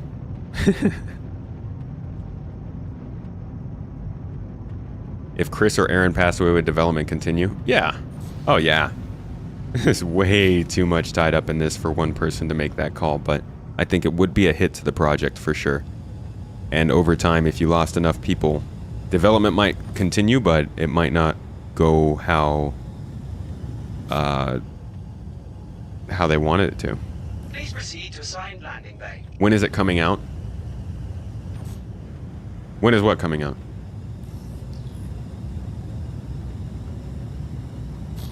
Mr. Smart doubted it. If you're a veteran, you know what I'm talking about. Oh God, don't say his name 3 times. What a crazy chapter of Star Citizen all of the rhetoric surrounding that man was. Oh, 3.20. Don't know. I have no idea when 3.20 might be coming. I've always thought it would be September-ish time.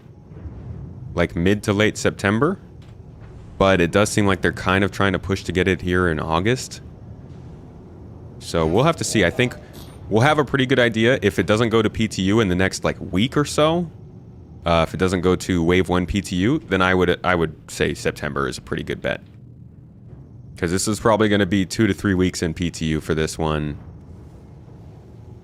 Minimum. You are clear. Oops. Can we move forward a little more? There we go. Just scoot on in.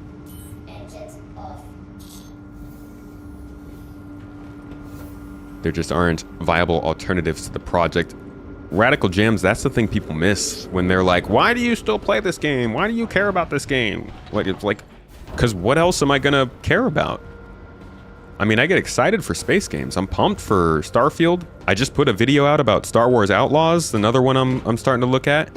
But there's not really any game that does what this game is doing. And even though this game can be a pain to play, what else am I supposed to do? Just... Oh, I've got parts and stuff here. That's always nice. Like, what do you do? Just quit the game that is doing something you love to not play a game that's doing something you love? It's... I don't know. It's a weird position, I think, to be in.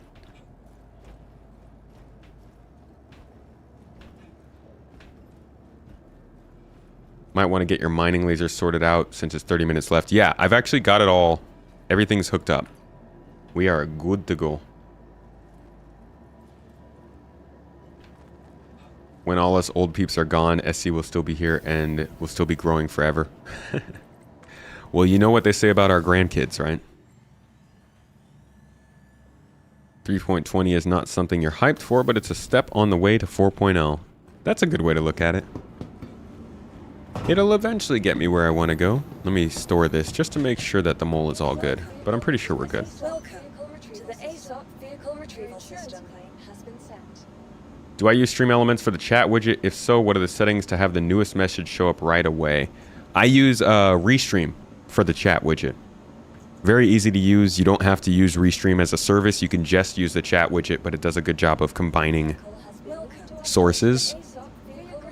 Even Discord. You can even get Discord chats in there, which I think is good fun. Might actually do that at some point. Alright, now we set our spawn here.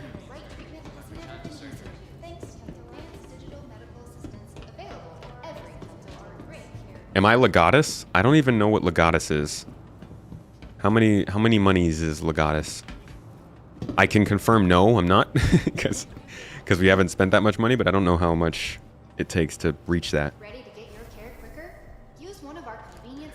3.20 is a step to beta and beyond. Yes! I think that's how we should just view every patch. Oh, another crappy patch coming out? Oh, well, it is a step towards beta.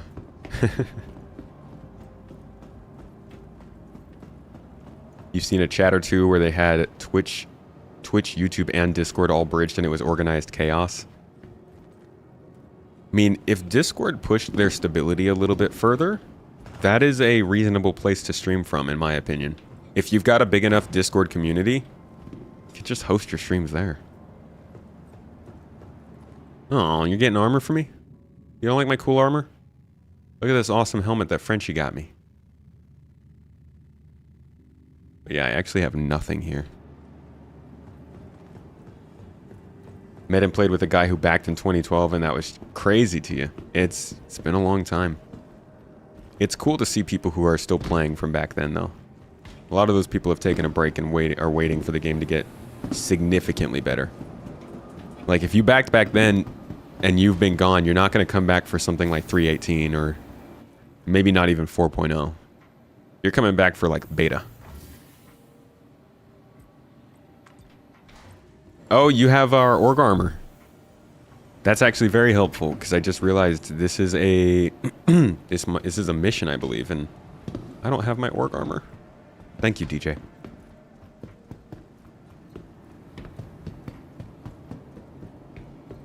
Really nice to see all the positivity in this chat today, considering all the negative comments that have been flowing from the community this year. Chat's been antsy. There has definitely been a flowing of feelings these last couple weeks, which is okay. As long as they're real conversation starters and real arguments, I'm cool with it. If you come into the chat and you're just like, this game's never coming out, that doesn't help me. Except for with Cantor, because he follows it up with Until Tessa.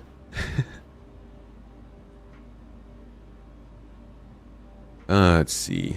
I don't really... We're just doing mining today, so really all I probably want is some sustenance.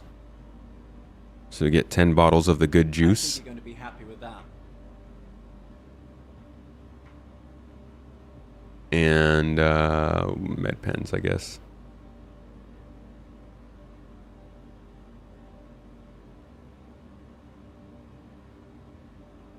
And that's probably all I need.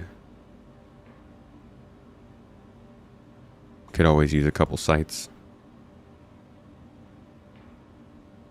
Yeah, Legatus is 25k. Jesus, no. I will never be Legatus. I can hand on my heart, unless we are doing giveaways for just years and years and years and years and years and we don't find anything else to do, There's no way I'm gonna end up spending 25,000 freaking dollars on this game. I will be the biggest stand for some of the stuff this game is doing, but you will not find me dropping that kind of money on a video game. No, no, no, my friend. We have important things to... I mean, if I want to have a baby, you know? Like, there are much more important things to spend that kind of money on for me. Appreciate all the people who have done that. Thank you for funding the game. But that's definitely not something I've ever considered.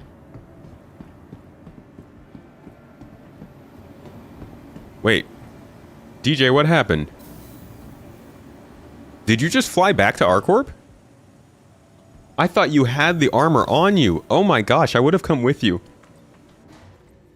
I feel terrible. I didn't know you were flying all the way back to the planet. Buy a car. Yeah, seriously. Although, I guess that'd be more like, yeah, car payments.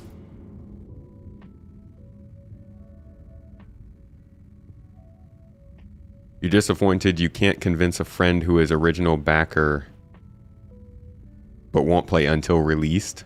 Released. Have they specified what they mean by that? Just until Alpha UEC is gone? Hellregan, you received a PM where CIG removed a part of your post where you said SC slowly feels like a scam. Pretty heated when they dropped the PTU update. Wait, you received a PM? Like you got a message that CIG removed part of your post? That's weird.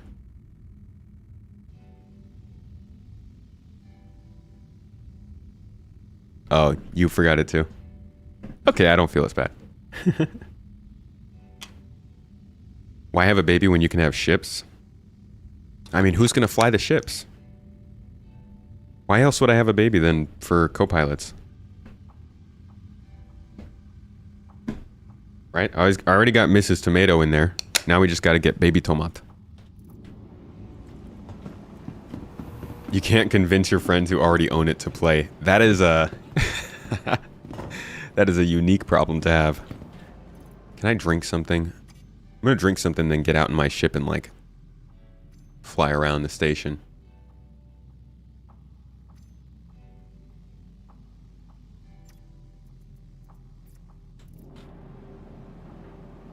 Also, maybe I should pay off my crime stat. Wow, you just can't put drinks in your hands anymore, huh?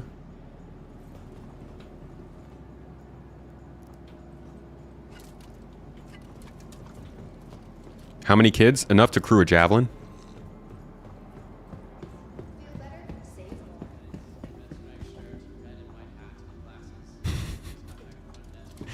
Mrs. Tomato has not confirmed to that. Or not agreed to that. Look at how skilled I am at dropping bottles. They just land straight up. Preem.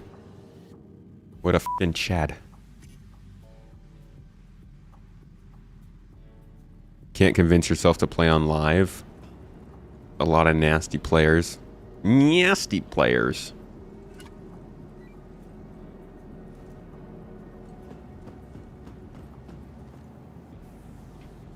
Where's my drink? What? Did I not?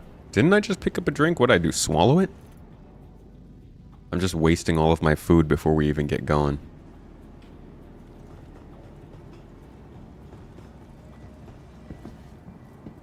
Alright.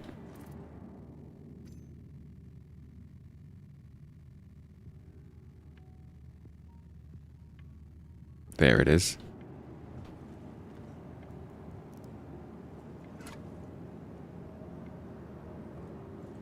What's going on?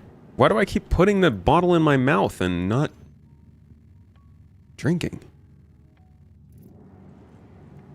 Alright, let's try grabbing it first. Now we drink it. Yeah, there we go.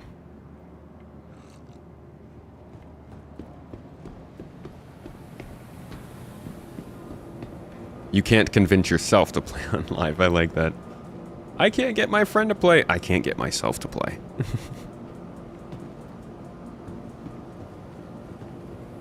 Most of the time you turn off comms in game. How many people do chill on comms and look for folks to play with on there?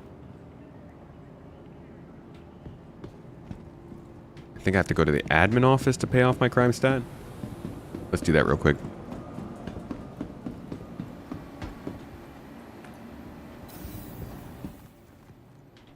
Built a new PC, able to hit 60 frames in cities. Wow, what are your specs? 60 frames in cities is like a secret power.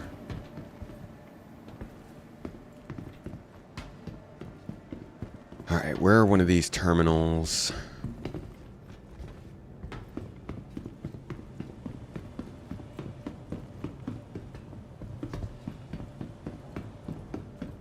You always right click then inspect. I see. Oh, there we are.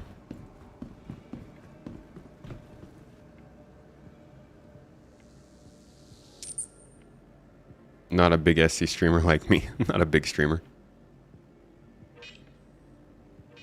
Do all the YouTube stuff, but the streaming stuff is kind of complimentary, you know?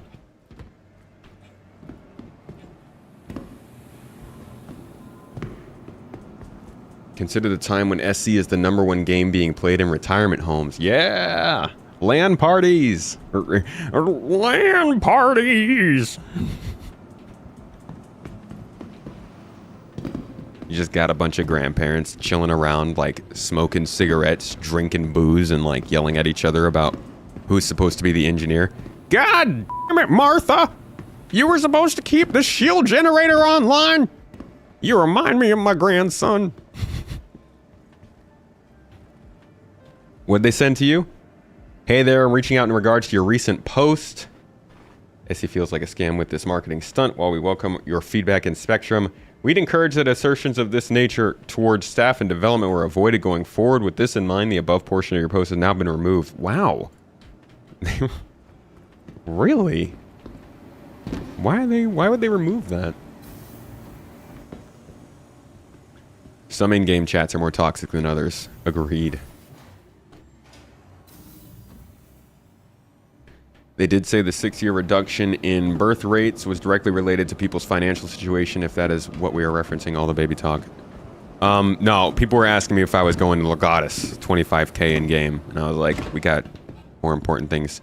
That is a good point, though. I was reading an article yesterday, and it was like, the economy is up, things are good, everybody's angry. And it was basically just this, like, the whole idea that things are definitely improving from where they were a couple years ago in terms of economy, but nobody actually feels like it is, right? Like, everybody's still pissed. Everybody's still working paycheck to paycheck. People are working multiple jobs. Like, unemployment is down, but it's still terribly hard to make a living wage. And it's like, well, yeah, that's because all these people are taking all the money. The same thing people have been complaining about for 20 to 30 to 40 to however long. And it's just now kind of starting to come to this point where it's unsustainable. And they're just going to keep talking about how the economy's good. The economy's great. The stock market's good. Unemployment's down. And everybody's like, yeah, but we have no money, dude. So, yeah. I mean, that kind of falls in line with the whole lowered birth rate stuff. I just think that whole topic is really funny. It's like somebody shaking a soda bottle. And they're like, man, I can't open this without it blowing up everywhere. It sucks. And then they just shake it some more. Ah, man, this soda, it's just gonna go everywhere. Shake it some more. Huh, it's weird. What can I do to fix this? Like, I don't know.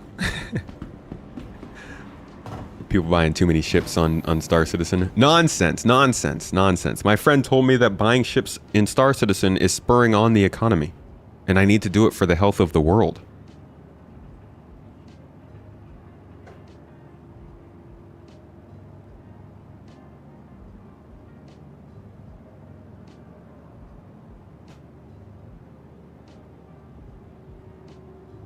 Food prices went up 50% over the past 2 years. Shoot, my friend. Food prices over here are up like 300%. It's actually insane. Things over here have gotten so expensive. To put into perspective, the price that you could buy an iPhone, the top of the line iPhone in 2015. I'm sorry. The price that you could spend to buy a car in like 2016, 2017 would buy you an iPhone in Turkey now. That's how insane the prices have gone.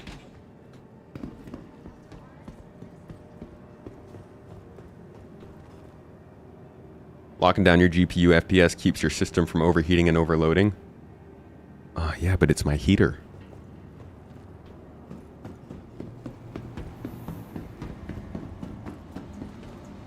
Welcome to the ASOC Vehicle Retrieval System. I understand your comment was a little far-fetched, but that new update... I mean, they moderate how they moderate. It just feels a little bit... It's a lot to change somebody's comment just because they said it feels like a scam. Goose Actual, how you doing? An actual goose. Where'd you put my ship? Welcome to the ASOC Vehicle Retrieval System. GTI has maintained its value, has not decreased at all. Woo! Nice. Your son just said, just open the bottle and deal with it. He's 6. Your son's going places. Knows how to get what he wants. CIG tries to give you a bottle and not let you open it. Screw that. I'm gonna open the f***ing bottle, huh? To the following location. Tasty chicken legs. Ooh. Ooh, that's good yum.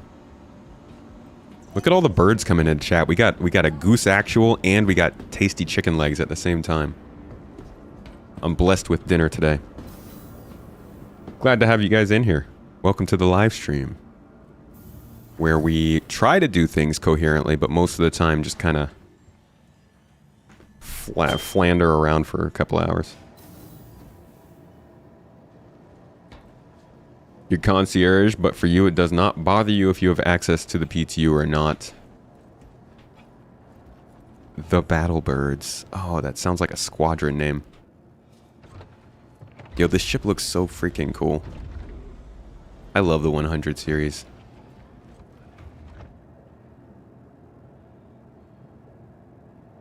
Doom, doom, doom, doom, doom. Doom, doom, doom. Dum dum dum dum dum dum dum dum. Sorry, just dum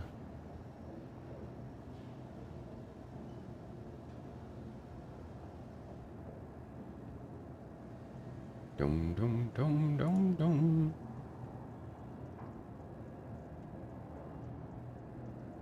I gotta get into the proper room for this event.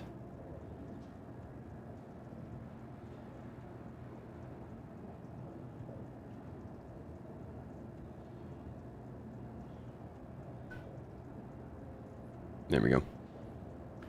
ETA 8 minutes. Thank you very much, DJ. I really appreciate it.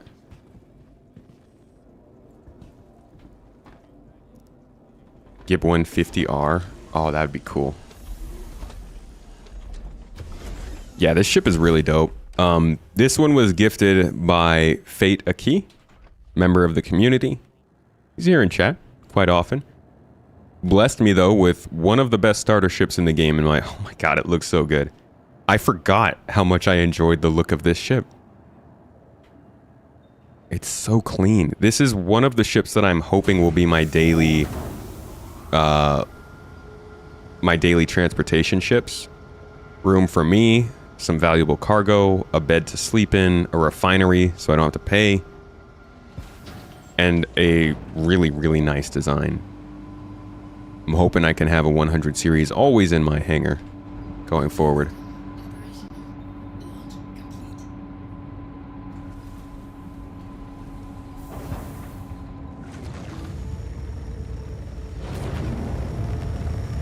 Aw, yeah.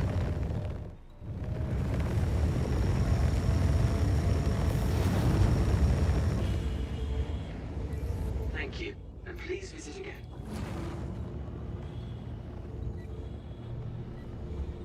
Oh, my freaking eye tracker is like completely off the... You're more of an Argo kind of guy? Argo's pretty cool. We were just talking, We were just sharing some Argo love stories earlier. Argo has a fan in everyone, it seems. They've done a good job with Argo, making it kind of a ship manufacturer that everybody is fond of. Compared to some like Drake and stuff, where it's kind of like, well, if you like it, you do. If you don't, you don't.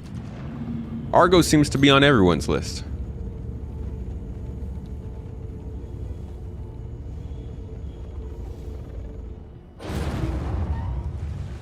Oh, I should have set my spawn here. Did I? I probably did.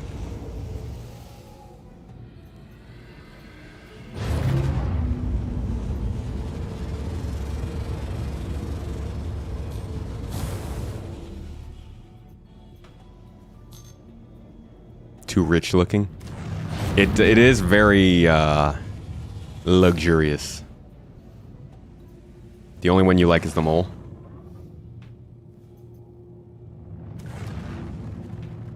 I feel like there's no place for Argo builds. What do you mean no place?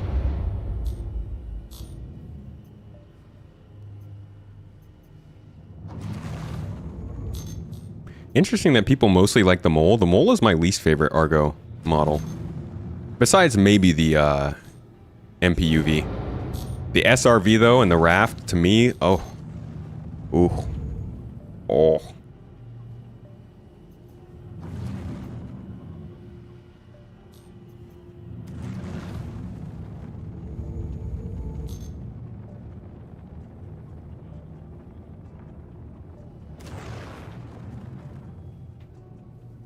The backflip.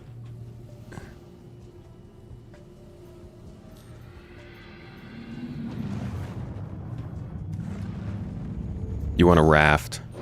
Raft is cool. I can't wait until it actually works for something. Oh, oh boy, oh boy. Almost could not make that.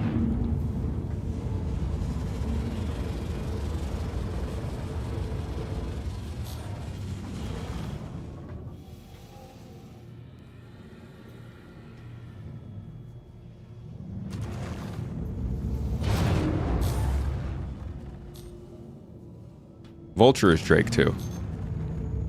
Or Vulture is Drake, not Argo.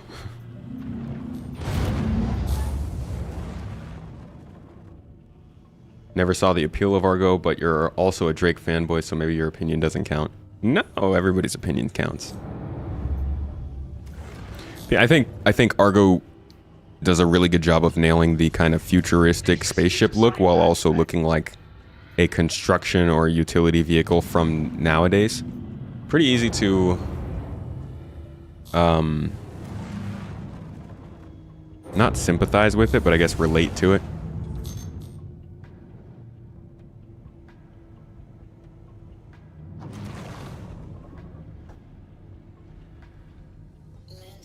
Argo GRS? Oh, Argo and Grey Cat. That's interesting. The SRV is not in game yet. Hopefully in the next couple patches.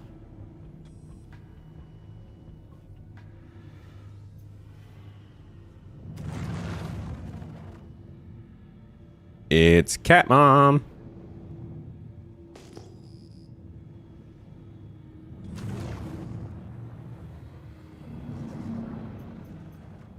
Sir Piggles. Piggles?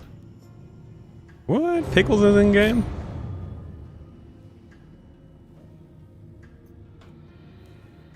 Alright, we already got our landing spot. Let's head in there. Let's sit her down.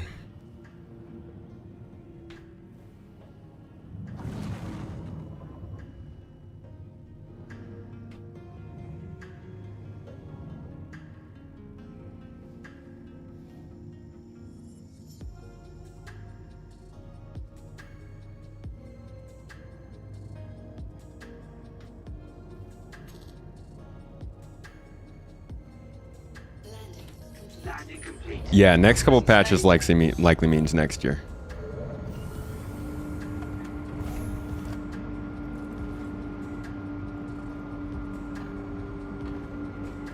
Do I think they'll add a medium-sized salvage ship in the future? Yes. Absolutely. What am I doing? I was just flying around having some fun. But we're getting ready for a mining and cargo event little multidisciplinary, multi-ship event we're going to run as an org here in a couple of minutes. Hangar 2, roger that.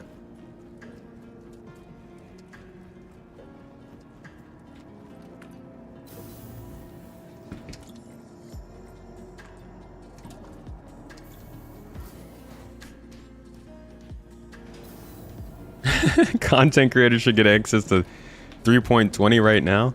I don't need to be treated any different. I like being able to see it when it first goes public, but I don't need it before other people. Probably miserable to get content or get access right now.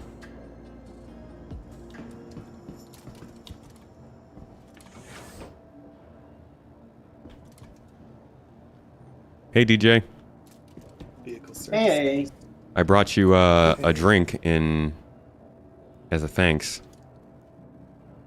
Apparently I can only store it, so I guess I'm not actually going to give it to you. I just wanted to show you it. Looks like I've got. I my got some bags. goodies for you too. Yay! I'ma get dressed. DJ brought that black lace. All right, Sounds highly illegal. That's not what I do. let's get naked. Officially.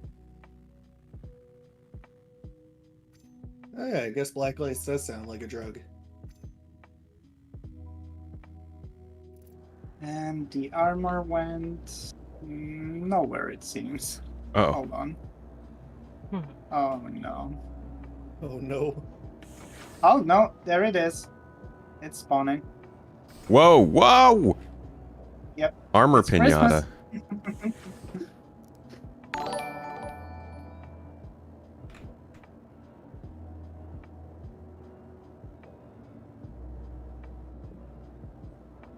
Tasty chicken legs.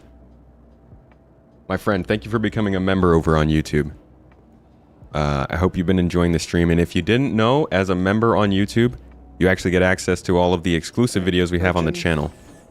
So if you go to the main page on the YouTube channel and you check out the members only playlist on there, there are probably like 6 or so videos that you can access from the last year that are only available to support us. Thank you. That doesn't sound right. As a member of content creators, we're getting ships before other people. Yeah, content creators get access to wave 1 of PTU. So that will usually, you get access to the ships with that. And I don't know what the cutoff for that is. I don't know how they decide who gets that or what, but to some extent, that does happen.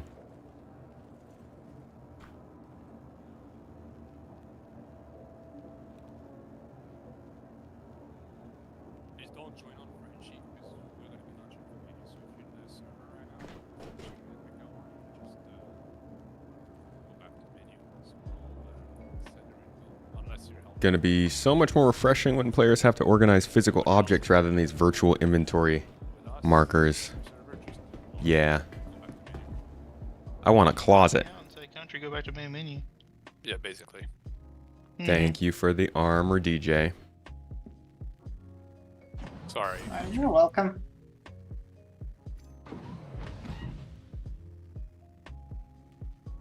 It's got like supplies in it too. Yeah, I I've told you I been- got goodies. I've been spoiled.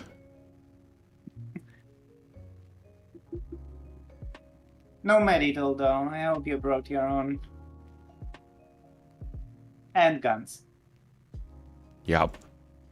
What are we gonna be shooting cargo boxes? You never know. At this point, we're gonna be shooting anything we see because CIG's just been. It, so you want to laugh, Tomato? Like I was kind of praising them, and when I was talking with you, and then right after that, I went into like make sure all my stuff was good to go for the event. Mm-hmm. And funny enough, the 1890 I have ready for this, wouldn't spawn properly. It would spawn into the station, so I had to. Out of 3 that I have 2 for the cargo stuff and 1 for this. The other 2 were fine. This one, nope. Of course. So I had to reset everything with Bungie. Oh, I'm almost man. done though. You in another server then? Are we in your server? No, I don't think we're in the same server, but we're going to be going back to menu in a second. I was just reloading all the bags. Okay. Almost done.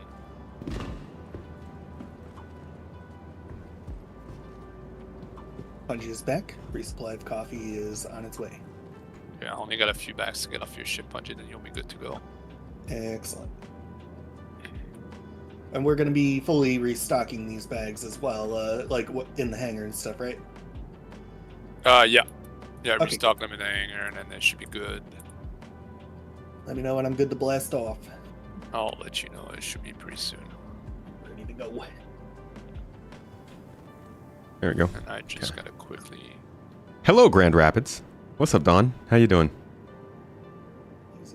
It's gonna be so much more. Oh, I already read that. Is it hard to be a content creator? I mean, it depends. I think it depends kind of on what you're doing. Tiger?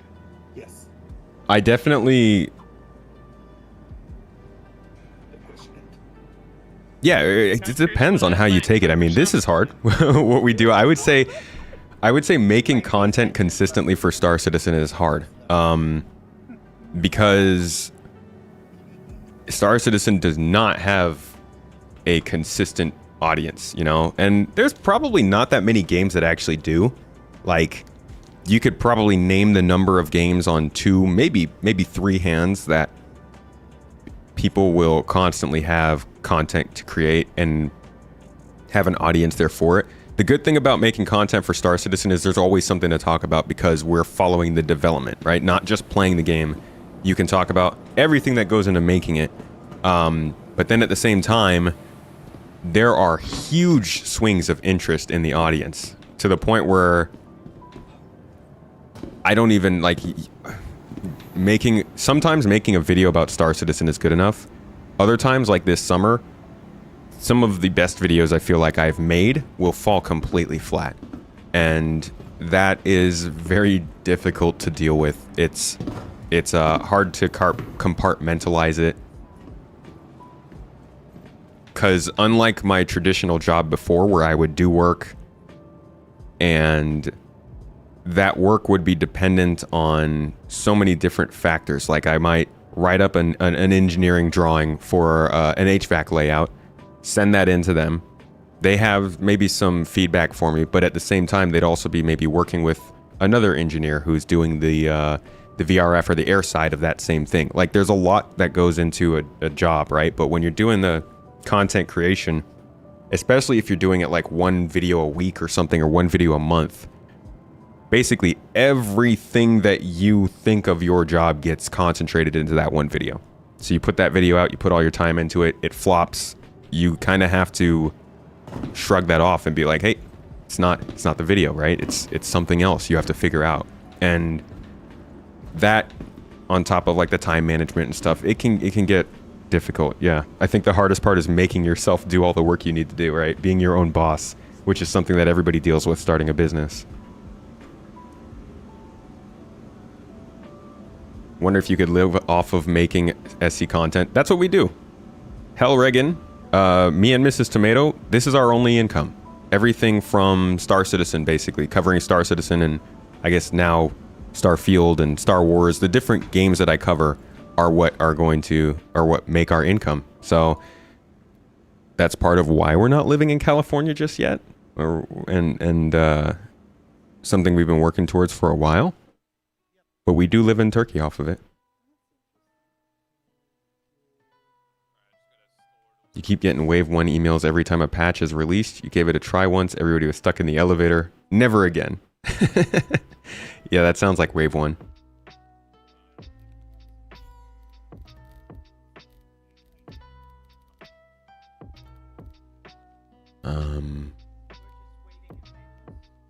Yeah, I'll be quick here. Sorry. You have 3 hands? 3 whole hands. I know. Yeah, see, and that's different. Is being a streamer, I think, is different from being on YouTube, right? Content, people will often call YouTubers streamers, but the whole process of doing either of those things is actually a lot different.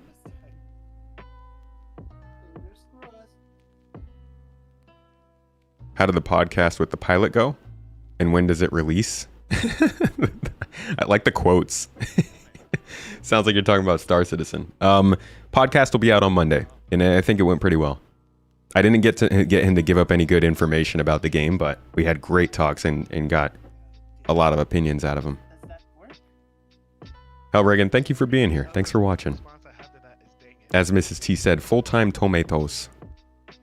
And honestly, I couldn't be more grateful to Mrs. Tomato, not only for getting this started, like it was her idea to start publishing stuff and start communicating the thoughts and things that I was saying about the game to people, but also for helping me keep this going. Like the scheduling, the editing, the podcasts, the org, the Discord, everything that we do has been a product of our marriage, I guess. And that's, I mean, I couldn't do it by myself. So yeah, it's hard. 2-person job. When the counts are low, remember that you are very, very good. Your interviews and commentary is some of the best you've seen. Thank you. I appreciate that a lot. Cal is overrated. By the way, born and raised there. Not overrated for me. I love it there. I miss it. But it is expensive. Personally here for the Tomato's sexy voice. Honestly, I never thought I'd hear that from a goose. Thank you. Her support is clear. Kudos to her. Honestly, if you've seen a podcast, you've seen her work. If you've seen a video, you've seen her work. Every ISC video, every Star Citizen Live video, every video that CIG puts out, she edits them down. She cuts out every single part of it, and we name it and put it into the server. That's why when we're doing all these streams for monthly reports and stuff, I can just pull up footage. Would you mind getting a party ready real quick? Sure. And then you can throw lead at me once I get back in menu here. Some Mrs. T Love in chat. Thank you guys. Never. All right, so we're just waiting for event to start real quick. Bungie, can I bother you before you log off or something? Sure. Okay. You're gonna be coming in with me real fast here. We're gonna use. If we move back to CA, you'll buy us to a drink. Well, we will be there soon. My parents live there, so we go back there for part of the year, and we'll be there definitely for CitizenCon. Yeah, you come in with me in a little thing. Stop or you're gonna cry. Hangar 2. Oh yeah, I'm just a pretty face. I'm the pretty face and the nice voice. She's the logistician. Okay. Oh crap! I need to change the title, don't I, Razy? Thank you for that. Let's see.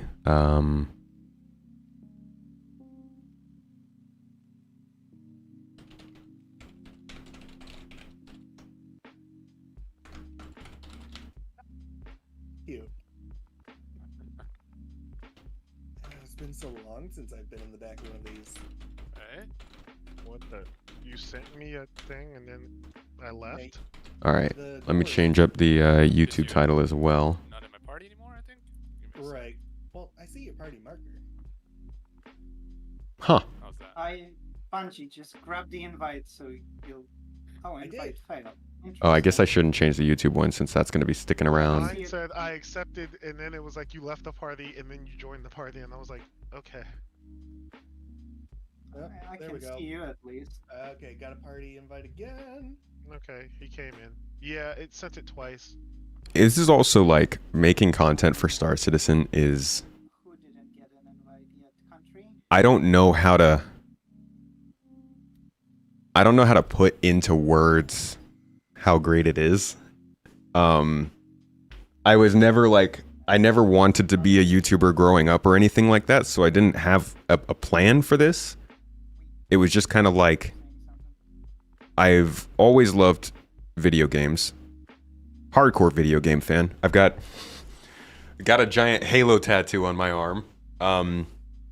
Always been big on like sci-fi and space video games, and I mean, I had Mass Effect, Deus Ex, Prey, Halo, all Star Wars. A lot of different types of sci-fi stuff came and went, but no video game has ever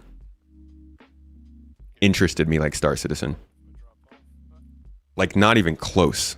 And that's why most of my content is about Star Citizen, because I'm really only making the content about the stuff that I really like. And there just haven't been any other games that really get me like Star Citizen does. So I couldn't be more happy to have found a game like this to cover. And I don't think I'd be doing content creation if Star Citizen wasn't a thing. That being said, I do want to branch out. And then just bring that. You can request the fucking I think she is the pretty one. I got it backwards. Well, she's the pretty face and the logistician. I'm just the pretty face. I think you're going to need. Did you accept the latest party invite? Don't forget to like the stream. Thank you, CMcD. And Metaphysical, thanks for the membership on YouTube. You'll vote Space Tomato as the voice of Star Citizen. I can't take that, man. Not all that. Honestly, I think the voice of Star Citizen should be that what is it? The New Deal ship salesman guy. That guy is like, he's got the baritone. He's got the baritone to make me buy a ship. If I didn't want to buy a ship and I walked in there and he's like, hey, you seen our new cutter on the floor? I'd be like, I haven't, but I'm going to now, boy. I'll buy it. Should I disband them? Yasin, I thank you for the Prime sub. Appreciate you. Prime subs make the world go around. Every time you come back to the States, you drive on the wrong side of the road for a day. That sounds a little dangerous, Jack.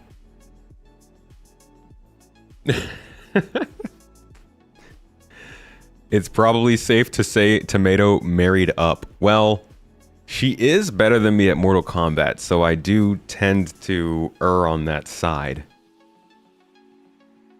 But I'm better than her at actually, am I better than her at games? What other multiplayer games do we even play?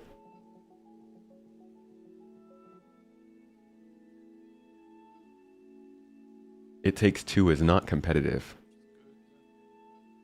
We actually haven't played that many competitive games besides Mortal Kombat. I feel like that's on purpose. It sounds like by design.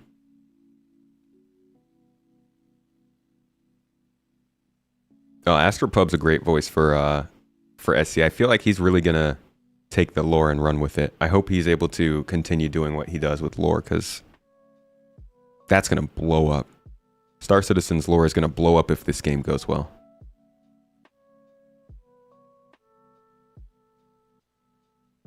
He's made you buy ships. I would love to, like, if there was ever a chance for players to get their voices in the game, I'd love to be an ATC person. Just, like, call them up and be like, hey, see you're coming in. I got Hangar 3 lined up for you. Oh, wait. Hold on. What are you flying?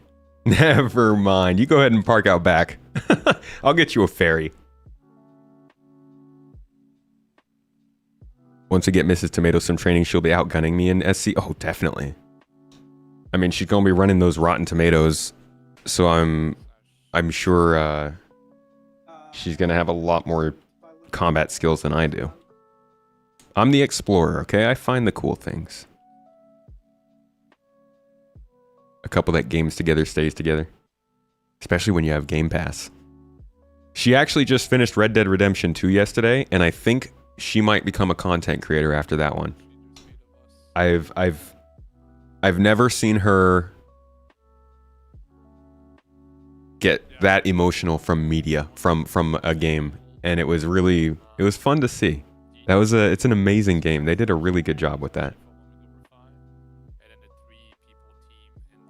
And she definitely lives up to the Pew Pew name. Literally, like, I think I told you guys this on chat.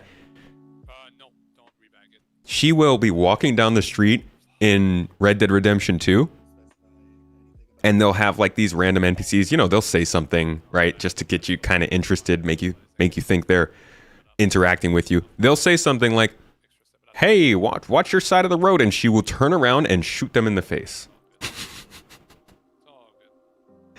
She'll be like in the middle of paying off a bounty, and she'll just be like, stop coming near me, and kill them. So I think she'll do well in Star Citizen. Cried for 20 minutes. Just tomato things. But yeah, it's a great story, that game. I just kind of watched from the background. Arthur Morgan is a great character. The game overall is just fantastic. I hope she does a little review. Maybe we can get her to publish a review on YouTube Shorts or something. Just a quick minute.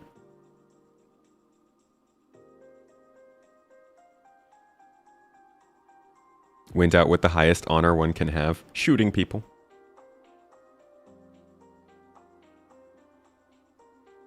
According to Temptation D, Red Dead Redemption 2 isn't a game, it's cinematic history. If that was a typo and you meant to say according to Tenacious D, I feel like that is too much. That's like one thing that Mrs. Tomato adores with another thing Mrs. Tomato adores, and that might be too much for this household. If Tenacious D also... You did mean Tenacious D. Yo, that's crazy. Did they like make a statement about that or something? That's really funny. She loves Tenacious D. Now we need a Tenacious D music video about Red Dead 2. Honestly, it fits.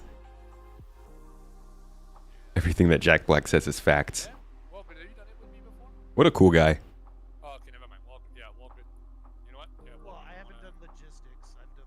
Main rumor floating around, CIG will be focusing immediately on Squadron after launch next year. Immediately on Squadron 2 after launch next year. And PU will increase in outsourcing work. What? That's an interesting rumor. Where does that come from?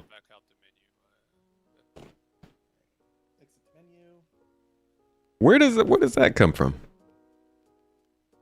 I haven't seen the music video. Is there a Tenacious D Red Dead Redemption music video? Comes from a tweet from some random dude. I mean, tweets are gospel.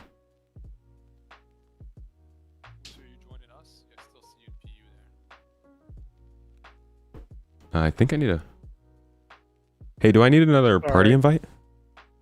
Yeah. Oh, I just got it. Cool. Right. Thank you. So I had moved everything over to Mikkel 1 and... An X. Apparently we're supposed to call them posts. I just can't... I can't possibly fathom... I can't even begin to understand why you would take a word that your company has made into a verb that the whole world knows and just throw that away. Like, imagine if Google changed their name so you couldn't Google things anymore. And they were like, we're just going to call ourselves X, and Googling is now going to be just called searching. And like, what, dude? That's pretty wild. Yasune. Appreciate that Prime sub again. Thank you. Stuff that's not related to what we're currently doing in the event. When you want to talk to someone, just do, for example, like I was doing yesterday, Frenchie for DJ. Over, DJ. And then go for DJ, and then I will say my stuff, and then just try to keep it that way. That way we know who's talking to who. It's just easier that way to keep track. And then what we're going to be doing is we're going to be doing mole mining supported by the 890 with empty bags. So the 890 carries 40 bags, which is 5 loads of mole. So the mole crew at the start, which the mole crew will be Country, Mooser, Tomato, and Walgrit. Let's go. Yeah, that's about right. And then DJ will act as our security / escort / scout. Punji and me will be in the 890 for logistics. So at the start, Walgrit will pull their mole. Mole crew will get in. And sorry, let me start. DJ will take off to the yellow belt. While the mole gets set up, the mole will join DJ. Punji, I'll have you grab the 890 to also join DJ. During that time, I will finish setting up the refinery setup because I have time while you all go mine first, and then I will be joining you, Punji, with my own ship into the 890. So that's how we're gonna do it. Does anybody have any questions? Well, I think I'm good. No No questions. questions for Bungie. Good. Cool. Ready to go. I will launch us in the good old US servers. So yeah, like he said, we got plans to do mining today. We're taking it a little bit differently. What we're going to do is we have moles, or a mole. We're going to do a bunch of mining. We unfortunately we didn't get enough people for this one. Same process now, except the opposite. You know, population's a little bit lower. It's a bit harder to get large groups from our org together. For anybody who is looking to get into some events, though, folks, we really would like to get more people into these events so we could do more expansive stuff. We wanted to have multiple moles running today so we could have an 890 jump going between each mole, picking up the bags and shipping them off to the station together. What we'll be doing, though, instead is just doing a single mole today, doing some mining, loading those bags onto the 890, sending it back to refine those bags, and continuing to go on our own. I will only be here for the next hour or so, so we'll probably not get to see too much of the actual mining. But the goal with these is to try and build up a large group for kind of the future of mining, what it's going to be and what it's going to have to take, which is a lot of coordination between multiple ships like this.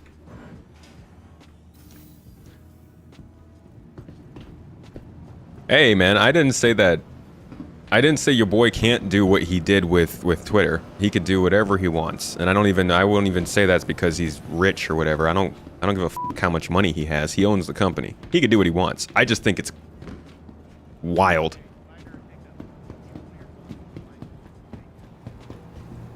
Our org does not only do mining, no. We actually ran a cargo mission yesterday. I think we're doing salvage tomorrow. We had 2 dogfighting events happen yesterday as well. We do all kinds of stuff. We're a pretty general gameplay organization. How often do we plan to do this kind of thing? We do this every week. We're already running these weekly in different scenarios in different ways. The guy who was just talking, he runs these pretty regularly. There's a couple other people in this group who are running events, and we're always growing the org and bringing in more people who can run these kinds of events for our members. Where do you get the new bags for the mole? We plan on having 2 moles. Pull the bags off one, load it in the 890. Actually, no, his 890 jump already has plenty of extra mole bags on there. So that's kind of our mole supply 890 jump. Looks like everybody's here. Hey, should I be grabbing my mole, Frenchie? Or you already got? I think Punchy was gonna grab his, but Is Bastin okay? He keeps dropping in and out. I think he has a hardware problem. He couldn't speak. Probably fixing it. Punchy's going to exit game and try again. You're getting the mole though, Punchy? Bungie is having some issues, so I'll have you pull yours, Tomato. Get the mining crew going a bit faster. Unless we have still mining members that are struggling with the servers. I see Walgrit yeah, I'm here. stuck on loading too. Okay. But it is going. It's just weird. I don't have an escape menu.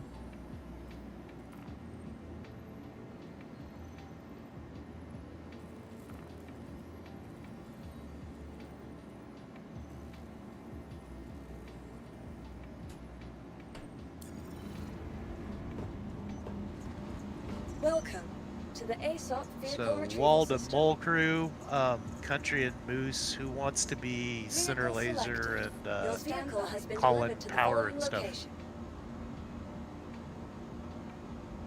I can do it. I don't have to do it. It doesn't matter to me. I've mined before, so I have an idea of everything. You want to do it, Tomato? No, I could be one of the other lasers. I don't need to, because I'm going to be interacting with chat. I don't want to get distracted and mess you guys up. Okay, so Moose will be Center Laser, and then we'll get Country and Tomato on the side lasers. Sounds good. Remember not to get into the laser until we've taken off, or we're gonna hit the ground and might blow up. Yeah. Moose, I'll take left. You want to take right? Alright. I'm being center. Oh, But sorry, country country. can take Yeah, country. You want to take right? I'll take right. Sounds good. Unless country wants to take center, and I can take right. It doesn't matter. I mean, It's fine. nobody wants to hear my voice that much. We want to hear everyone's voice. I like the southern twang. The southern twang. We're in hangar 4, by the way, guys. Coffee. Okay, I'm still trying to load in. I'm gonna back out. If anything, I may have to just fly out to you guys. How are we planning on running the product after putting it in the 890 jump?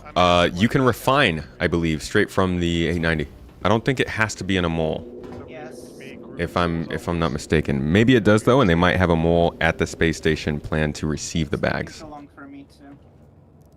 But I don't think you can sell from the bags directly if they're not in a mole. Yeah, Tomato. I feel like we- In regards to what you're seeing in your chat, it is the plan. To have a mole at the station.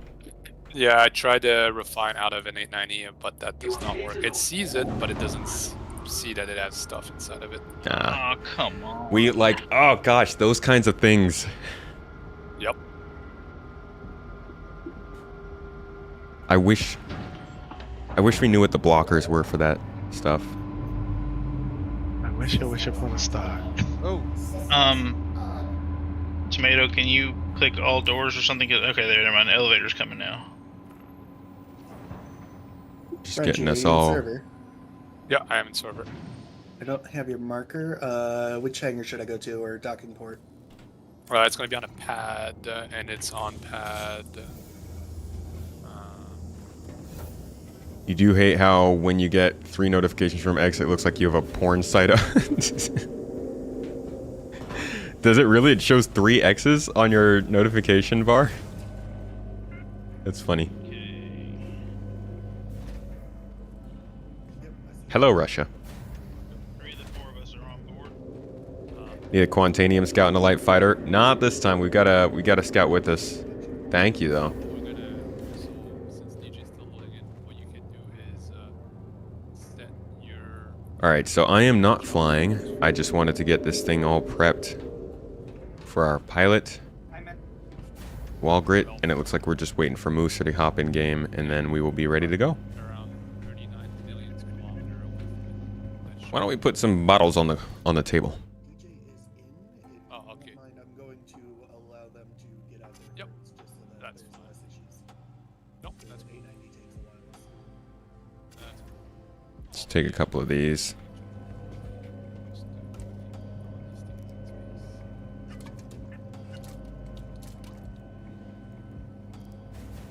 Mole, if you're waiting on Mooser, do not just So just go. wait. DJ will fly out to the spot, but once DJ is set, just jump straight to DJ. Put it down. And if Mooser will do the same. As it is, DJ is set, and then cargo refactor and market changes happening in 3.20, so maybe. Are there market changes happening in 3.20? I feel like they haven't actually said that yet.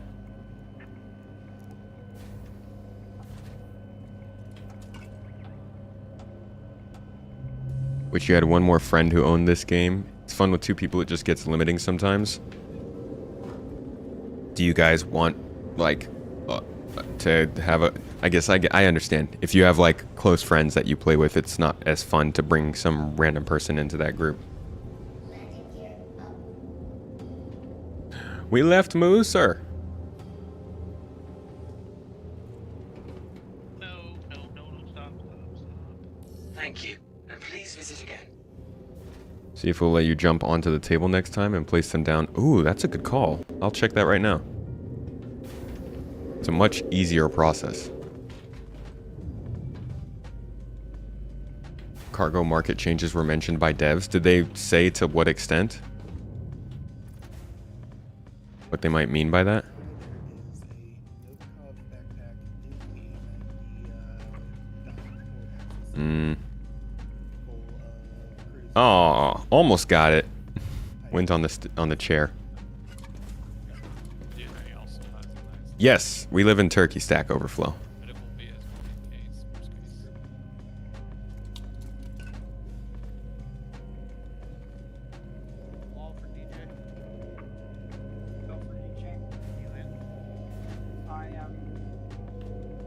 quantum. It was in reference to the Hull C.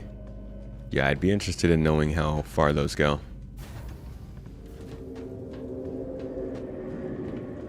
Wait for my alarm.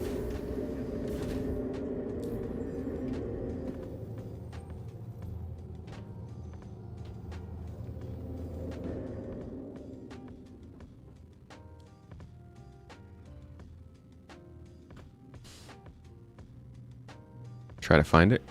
Cool. Not trigger frenzy. Yep, go ahead. Yeah, if you can find a right place, it might be possible to drop bottles on the table like that. Redo it again. I don't see nobody's party names at all. Same. Yeah, once I get a hot second here, I will we'll do that.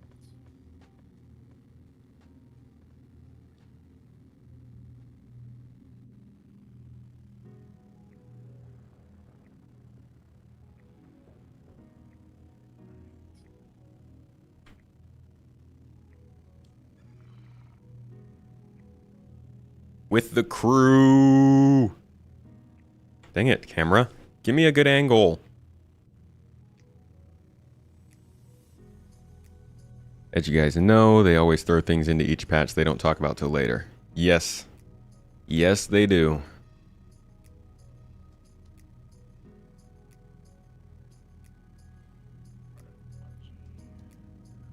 On the Discord, they said they might add space worms.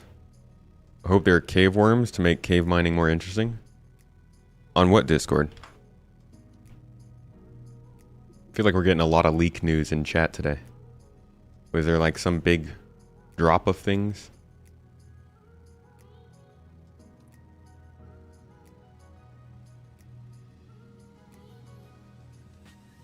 I reinvited the old country and Thank you.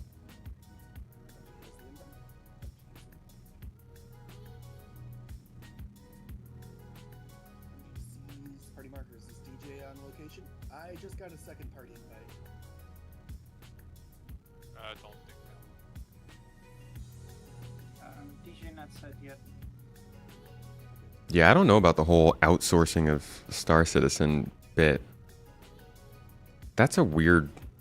Frenchie, let me know when I'm ready to... It's really strange. whenever. I don't think so much trolling. I think people are just reading what's going on and sharing it again, repeating it.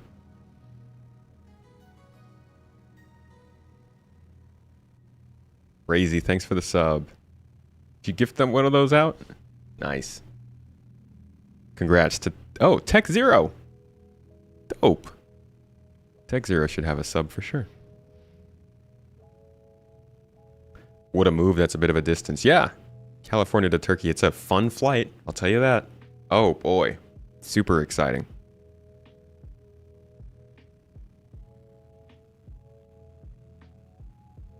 You notice the bugs do have some animation. Be good when they make them capable of movement too. They have animation? I thought they were literally just a static asset there on the ground. So usually for these, if the first thing that he was screwed up, what I usually do, if you ever like want to run something similar to that with whatever ship, is a little bit before I'm ready to launch the party, I go in and I get the refinery ship ready to go, and then I get the party started and everybody to join me. But today was CIG decided otherwise. Okay. Even the Leaks Discord deleted the tweet. Weird though, it came from a if you go tweet. look into the general chat of the garden, you'll see a beautiful picture of what was the bug. General chat.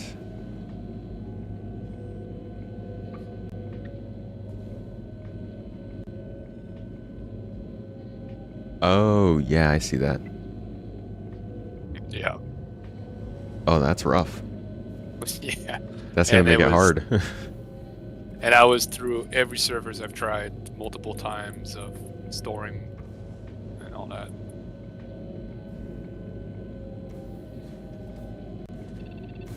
Well, that's Star Citizen, right? Yep.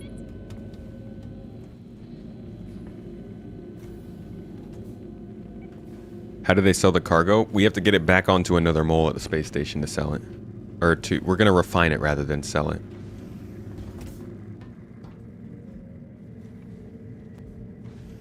Tomato for wall grit. Go for a wall. Are we heading to a mining place right now, or are we waiting? We're waiting for DJ to get on station. Okay. ETA under a minute.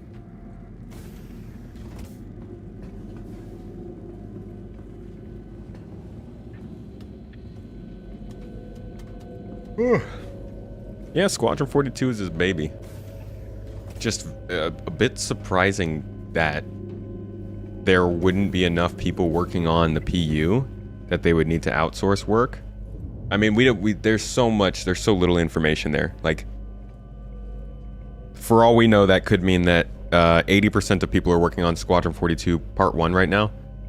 After it comes out, 70% of people will be working on Squadron 42 Part 2. But because they want to do so much with Star Citizen at that point, they're going to not only increase the amount of CIG devs working on it, but also outsource more. So I don't know if there's that caveat. We don't know how many people might be sticking to. I don't know. That is a weird single sentence to be working off of. Station to be less torque bait. Roger that. DJ said. Seems like a pain, Razy. Yeah, it's that's trying to get the most out of Star Citizen is a bit painful. Good to jump to DJ. It's like getting rid of a hangnail, you know? It's not fun. You don't enjoy it, but it's worth it. It is fun, though. Star Citizen is pretty fun at times. As an SC player, you think you will find Starfield to be super polished game in comparison despite being a Bethesda one? Yeah, definitely. I mean, polished as in when you talk to an NPC, they talk back. It's the densest I've seen. Sorry to open the box on this. Didn't realize it was a vague tweet. No, it looks like Pipeline is still confirming that it's true. It's just that the tweet, they actually deleted the tweet because people were focusing on the fact that it was a tweet as opposed to Pipeline seeming to have other sources on that news. You should be able to set it again. Frenchie for wall grid, I've invited you to party. You're waiting for 3.20 simply because it's a huge patch for Arena Commander. Yeah, it's going to be a good patch for just playing the game finally. We all know how outsourcing ended up before. Hey, Turbulent is also a case of outsourcing, so sometimes the Pegasus tweet, I'm not sure. I don't actually know all the details around it.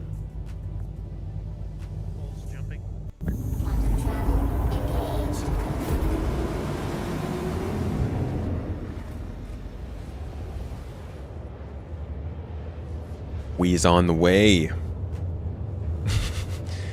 He's just bopping along.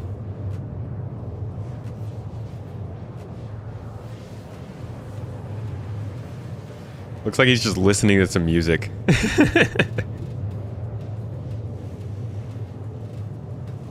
Country's the stone cold killer, though. He's probably listening to a murder podcast. Everybody's got their things during a road trip, you know?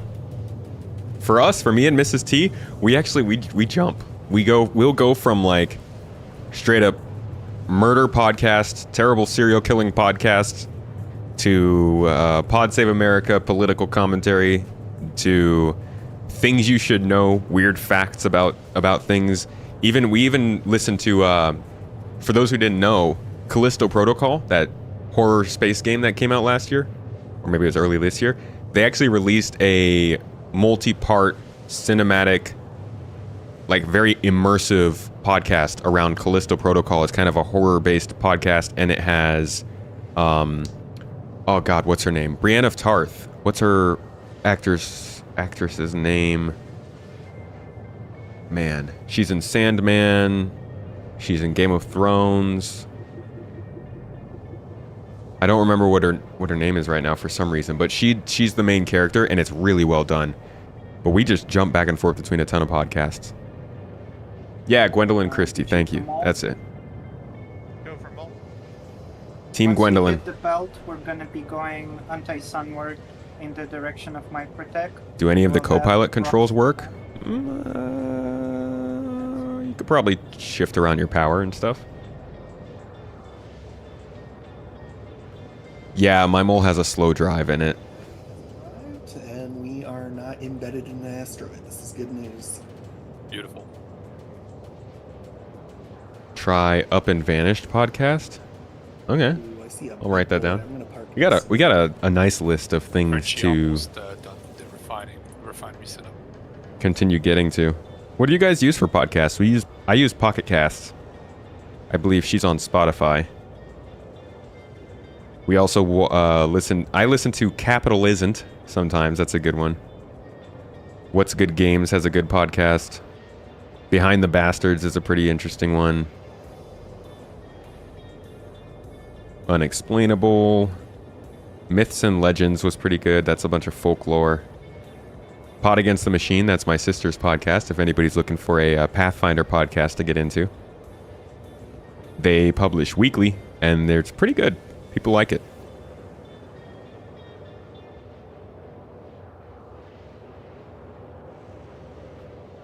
Behind the Bastards is 10 out of 10. You like the group chat podcast, but it's funny shitposting in podcast format. What do you mean group chat podcast? Like getting a group of people together for the show? Yeah, I heard about that guy, Space Tomato, with the whole launch sequence thing. I don't know about him. He just goes on and on about some game. Some game that's never coming out. Oh, it's literally just called the Group Chat Podcast. Der Group Chat. Let's see.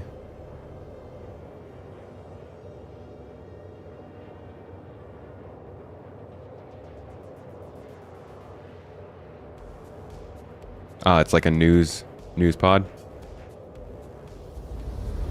Oh no, you're probably talking about this one. Business.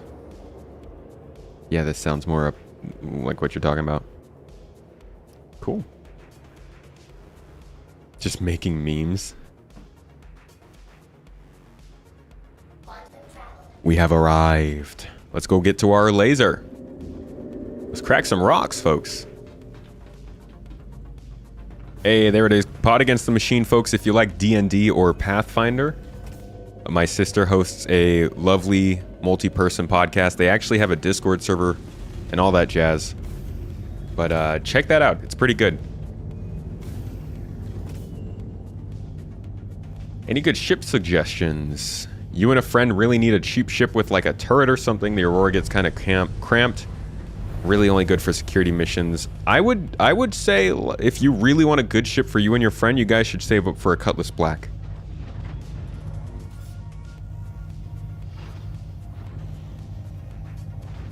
Cutlass Black is fantastic for a couple of people to be able to do just about any mission in the game. Very, very useful ship. Beginner friendly, the podcast, I believe it is, yeah. They're a really good group of people. I mean, you know, obviously I'm a little biased. I do love my sister, but she's good people, she's funny, and her co-hosts, they keep up.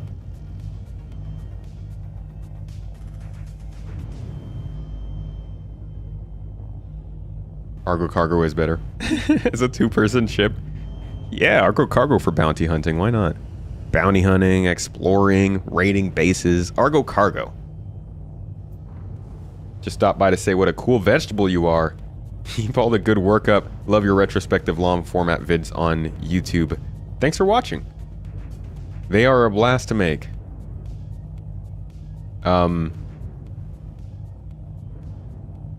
Careful though. I prefer to be called a fruit. Nah, it doesn't actually matter. Thanks for dropping by, Game Dudester. Hope you're having a good day and a good week. Can't wait for my sister on the stream again. She will be here this upcoming week. Although I don't know if we're going to have time to do a stream.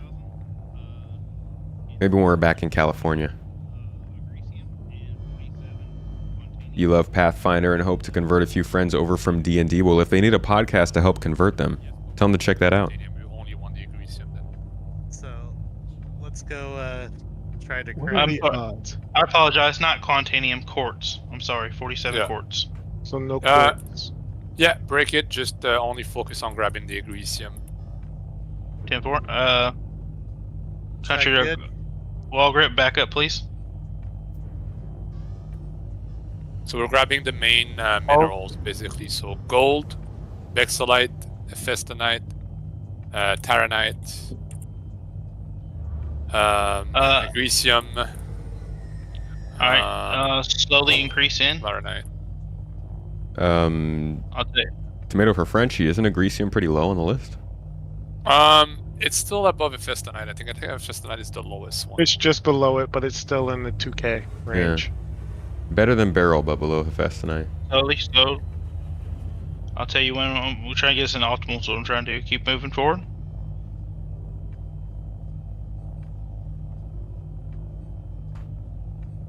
All right, I need some music going on here to get us into the mood. Let me see what we can Dual do. monitors or a phone All right, nearby? I hold. Yeah, I got it. Tilt down. Do you want me to read? Oh, sorry. Maybe something a little more cinematic in here. Tilt down. Tilt down. Hold. There we go. Okay, we are there. All right. I'm gonna go ahead and start.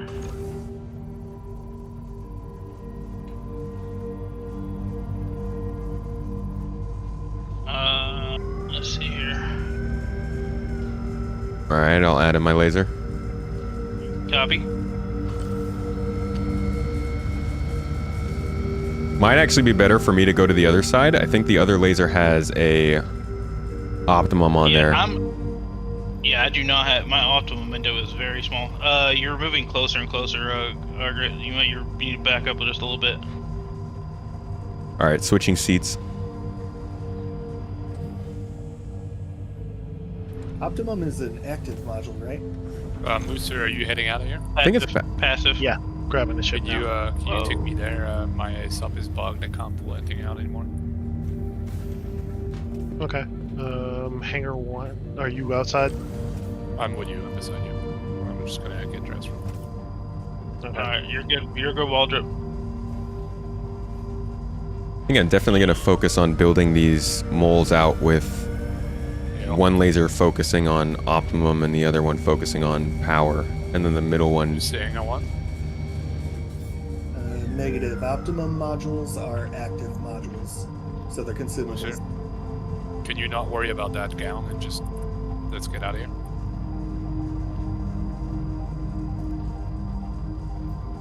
All right.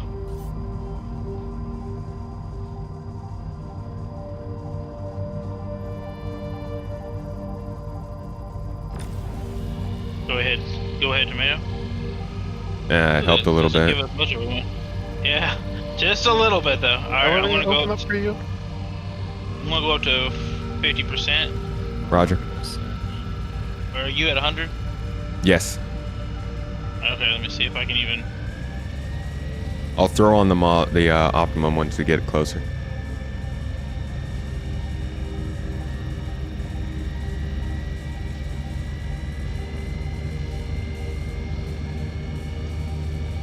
Don't kill Barry. 100% is. All right, I want. Thank you for the kind words. We really do need that other laser. We have a lot of pride behind the tomato. It's good fun to build the brand out. I'm glad people will enjoy that. I got it.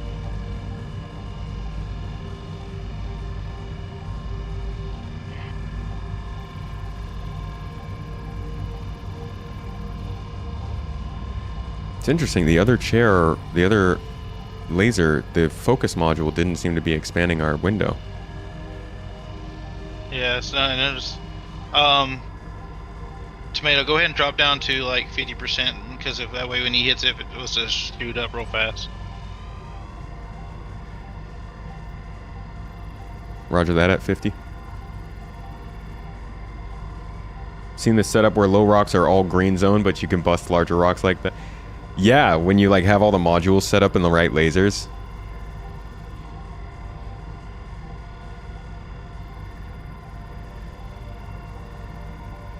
What lasers do you have on that thing? got 2 helixes Focus and an 3. arbor. says a Stampede modules on this one, but I've never used Stampede, so I don't know how to operate I them said right. lasers. What lasers are on it? 2 helix and an arbor. The helix is probably what's reducing your optimal window so badly. Yeah, that's why I switched over to the arbor. It just like, I guess it just cancels out the helix with the focus. There we go. Well, this optimal window is super small. Yeah. I'll throw in my I would consumable. Alright, Walgrit, go ahead and go to like 50% and see what it does. Let me see if I can, alright, let me see if I can inch it up a little bit.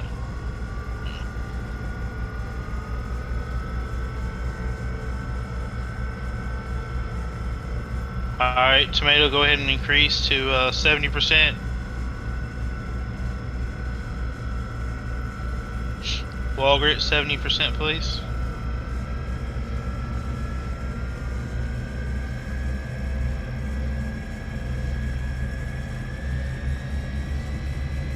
Oh, big ol' rock. Alright, guess go ahead and max out space, Tomato. Roger that, 100. Walgrit, go ahead and max out. I'm at 50, I'm gonna increase.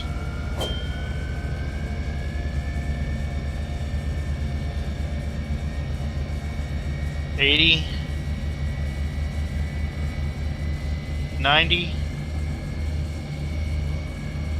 100. It's going up, but very so slightly.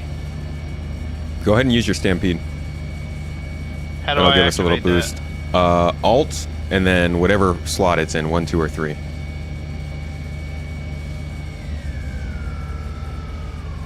Because when I use this optimum, we're going to get a lower laser power anyways.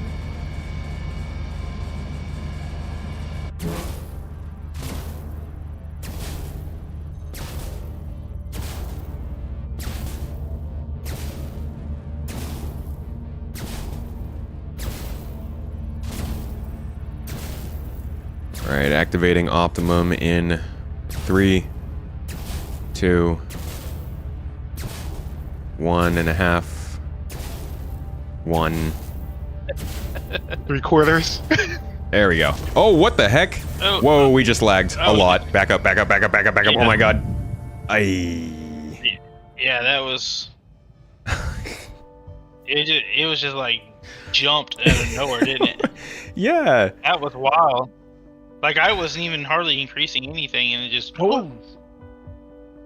Moves to country. What was Wow. the instability?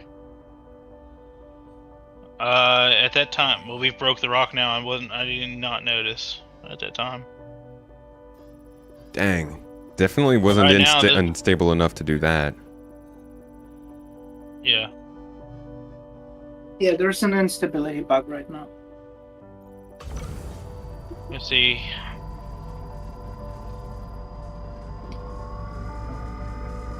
This. Go ahead and y'all gonna have to do the optimizations because this laser has none. Yeah, let me see if I can crack this on my own since the helix is gonna lower that anyways.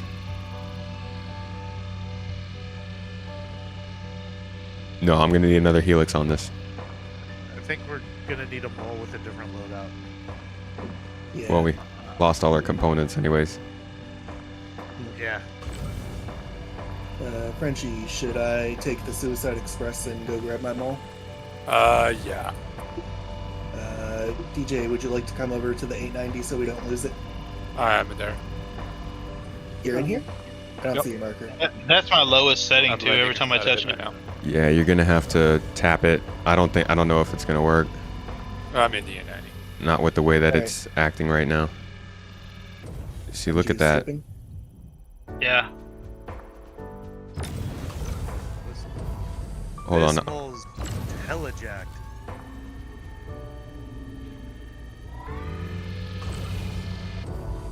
Oh! You suicided.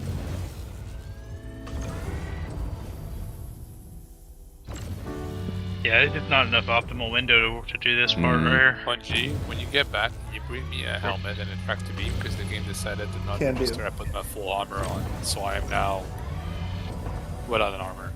Just a undersuit and nothing else. It's still ridiculous. It's like that shouldn't happen. It's not gonna work because I don't have enough. No, that's gonna blow it. Yeah, ain't nothing I can do about it. Yeah. Yeah, the problem with that is I don't have enough power to get it up, and you decrease the optimal window too much. Might want to back up a bit more. Yeah, that's a volatile rock.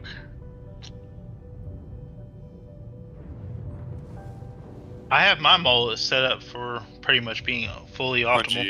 Bungie is grabbing. Bungie's grabbing. What lasers do you guys? It's a Klein, a Hofstad, and an Arbor. And I've got modules that boost the laser power of the Klein and Hofstad.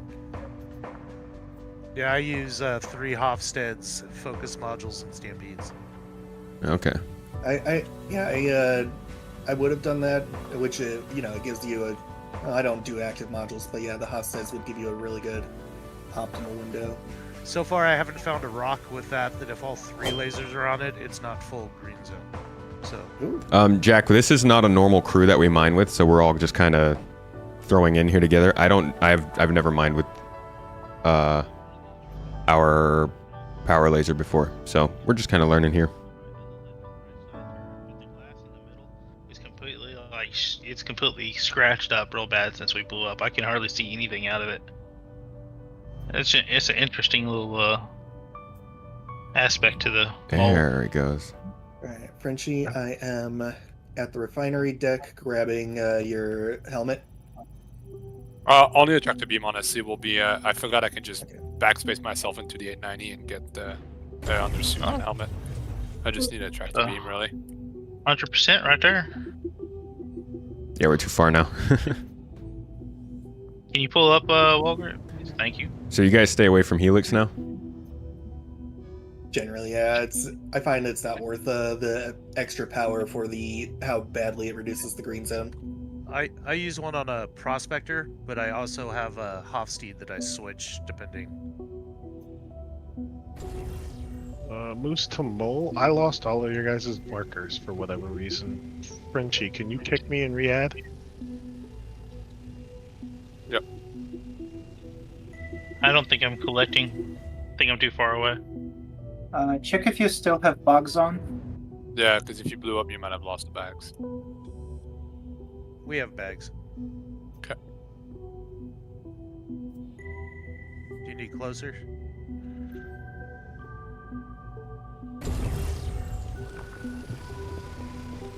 Strangely enough, Tomato's able to reach it, but not me. I don't want.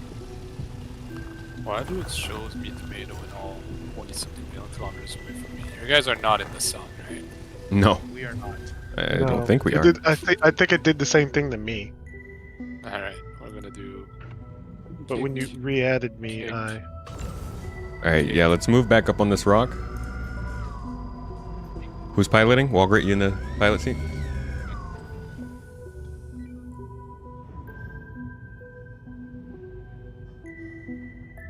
Is that good for you guys? Bit closer.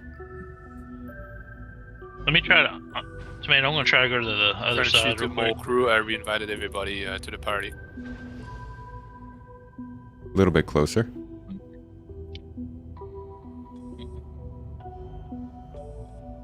There we go. That's good. I think we're kind of pointed off to the side of it now. Which side are you going to? I'm in the right laser. All right, I'm gonna go to left and see if that helps with this.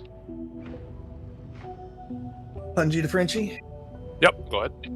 I've pulled my mole. I'm about to get underway. Then you have a spare tractor beam for me, please? I have a bunch. Beautiful. Looks like I can crack this one solo. Sorry. All good. DJ to mining crew. I got 2 decent rocks lined up for you. 14 tons and 9. about half and half Hephaestonite and iron.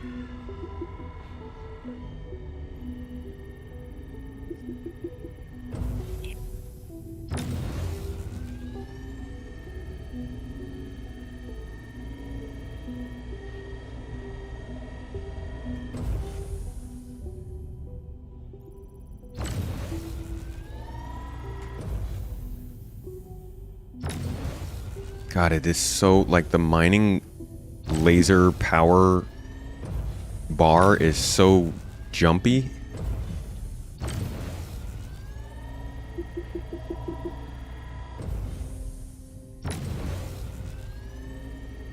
You probably have a pretty high ping from Turkey.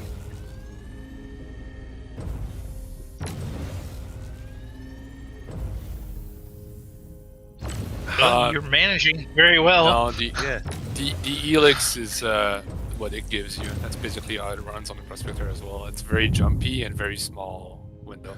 I'm on the Arbor. Oh, you're on the Arbor? Oh, Yeah. never mind. Wild. Moves to Good job. wall grit. Don't move. Unless you need to. I am not moving. All right, collecting Agresium.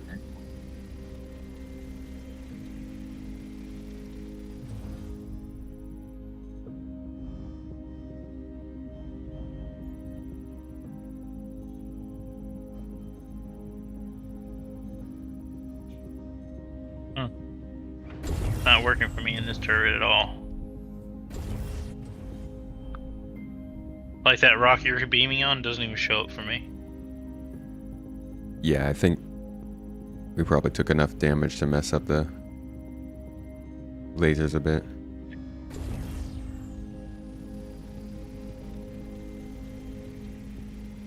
Any minimum percentage we're looking for on these, Frenchie? Honestly, not really, because we have like all the extra bags. We're kind of just filling up with whatever we can. Okay. Obviously, the higher the better. And then after that, like, if you're not full, then we can kind of forget about the small percentage and then move to another rock afterwards. Punji is en route. Got a Roger cross that. field, so it won't take too long. Beautiful. What's up, Super Shaved? Day's going well. Just, you know, an honest day's work doing some mining.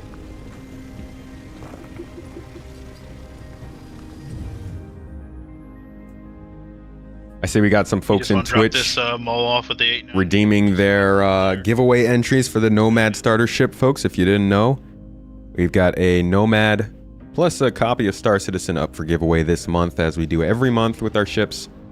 If you want to get into that, you can hit up either the link down below on YouTube or type in ! giveaway on Twitch. Make sure to get all those entries, and also, if you're on Twitch, you can use your Garden Gold, your Twitch points, to get extra entries into that giveaway.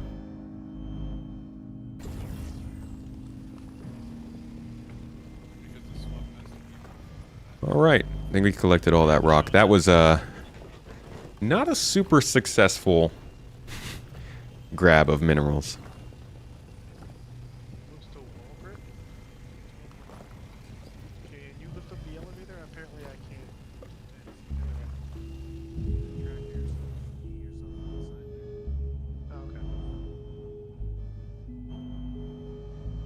Tomato to wall grit, we're all clear down here. Once We're Pudgeon's currently on half site, mole crew, you can probably just leave the this mole where it is, and on the way out, we'll grab it back. All right, Punji has arrived in the field. I'm moving towards Space Tomato and them. Roger. So guys, let's get ready to get out. We're gonna hop into Punji's mole, and then Punji can take this mole to the 890 and figure out what bag has crap in it. We're just gonna leave it behind for now and grab it Or- later. Sure. What Frenchie said. So, Frenchie, am I bringing the mole back to the 890? I am definitely not Legatus. No way that will ever happen.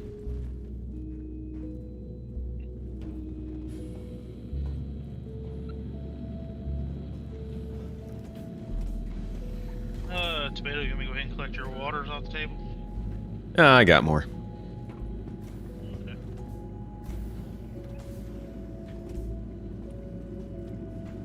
Next month, your org is going to have a mining training ops open to all. That's the fun. part. We get the EVA out of the elevator.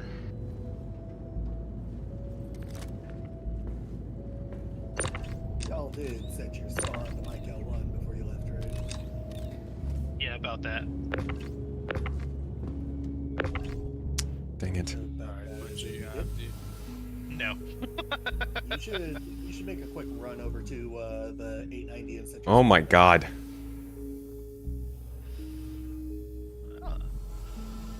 Okay, Tomato did it very, let's try that. It was not pleasant. You go, Bungie, I have the door, a good spot for you. Kind of goes to that whole saying, you know, if a friend jumped off a bridge, would you do it too? I did. Depends on how big the bridge is. Wait.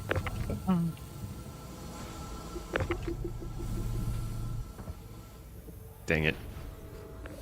Snap. Can someone, like, get me into a gravity grid because the game bugged out and doesn't think I'm an EVA? Yeah, it's showing me that you're inside the ship. Yeah, it shows me you're on a ladder. I'm definitely not on a ladder. I'm getting the same vibes. Frenchie, do you see my body? I do not. Let's see.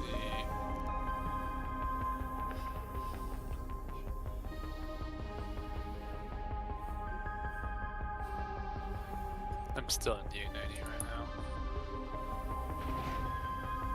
Walgret, you see the same thing I see? Yep, I'm gonna punch him. Yeah, knock me out. Bungie, do me a solid and check your B-win real quick. B-win is 0.5. Okay, so that's not a B-win. Captain Mongol, catch you next And time, buddy. Damage. Have a Got good off the weekend. ladder. And I think he just clipped through the floor. Did just come through. Yeah, I'm actually playing today. Look at that. Looked close with that ship list. No, the ships that I have are, most of them are not purchased. A lot of them are either referrals, gifted, referral bonuses, gifted from folks. I won one in a giveaway, and a lot of them are for giveaways too. Bungie, go ahead. But they're all very small I ships. have a backpack full of stuff for you. Alright, I'm gonna turn off the engines and I'll be coming over to you. Oh, I love the Saber gadget. I will join you in the lobby. Yeah, let's see if I just screwed this. Okay, there we go. It's the yellow little rucksack.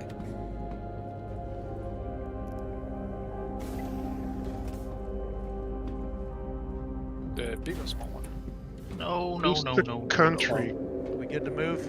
I'm coming. Stand by, I'm on my way. It's the doors that are holding me up. Okay, I stole 2 of them.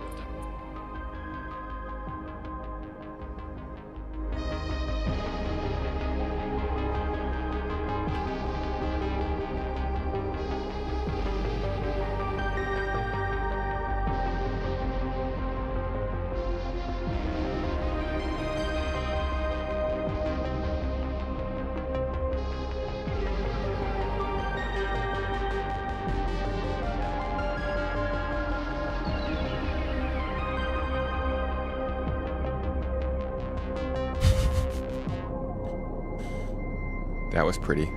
Oh. He's falling.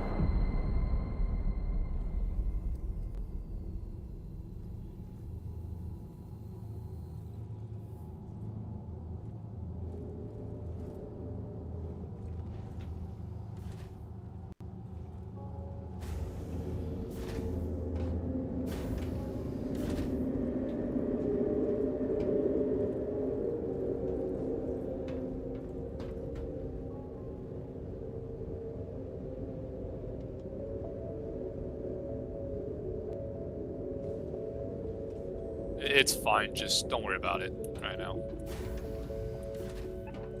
Well, if Walgrid's going towards DJ when they find rocks, that might be a problem. Oh, okay. No, you're right. Oh, I got DJ. Walgrit, you want to switch out with me, and I can. Sure. At this point, I have kicked everybody 3 times from the party and reinvited. I'm gonna just go ahead and say you should outlock for seeing DJ, and someone else should fly.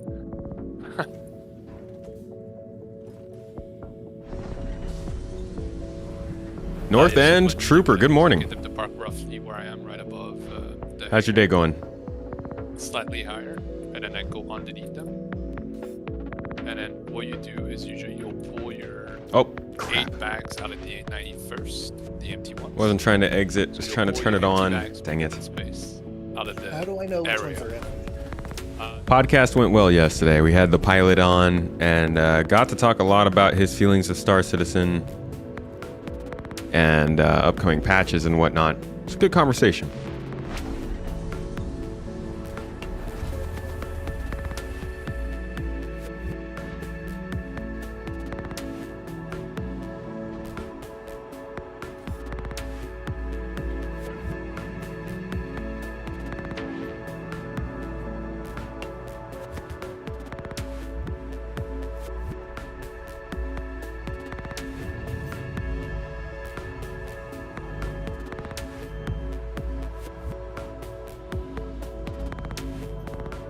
So basically, where the 6 are, there'll be 8 of them now. So that'll leave a gap between Goes to DJ.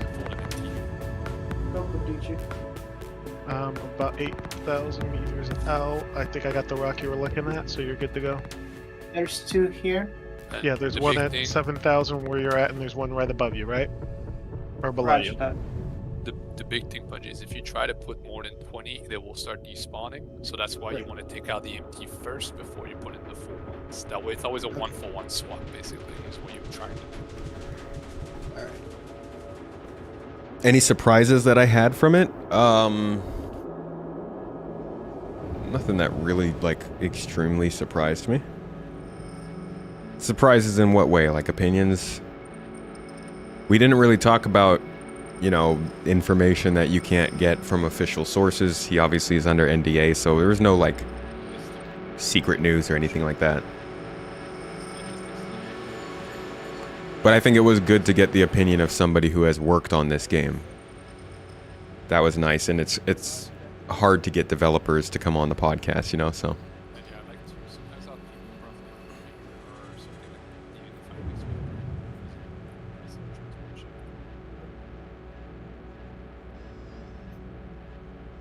one. Alright, moves to Mole, let me know. I am. Yep, you're gonna have to go up. You're gonna have to strafe up quite a bit. Okay, they're Alright, pretty far. go Bungie, ahead. we can, we'll Go ahead and back move in. over to them.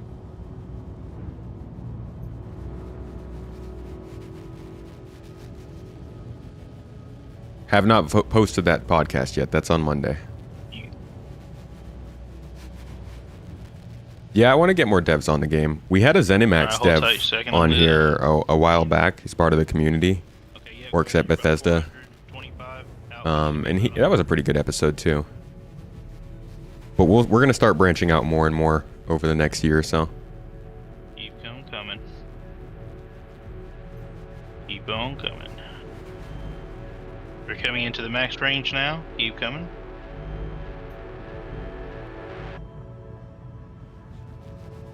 There we Hold. go. Alright, bump up, move up just very so slightly. Slow down. Slow your speed down and pull up a little bit more. Pull up, so like, Yeah, look up. Yeah, just a little bit. Alright. Now move forward just a little bit. Alright. Now tilt down just a little bit. Tilt down, tilt down. Keep going. Okay, that's good. Perfect. Alright, I guess I'll start and then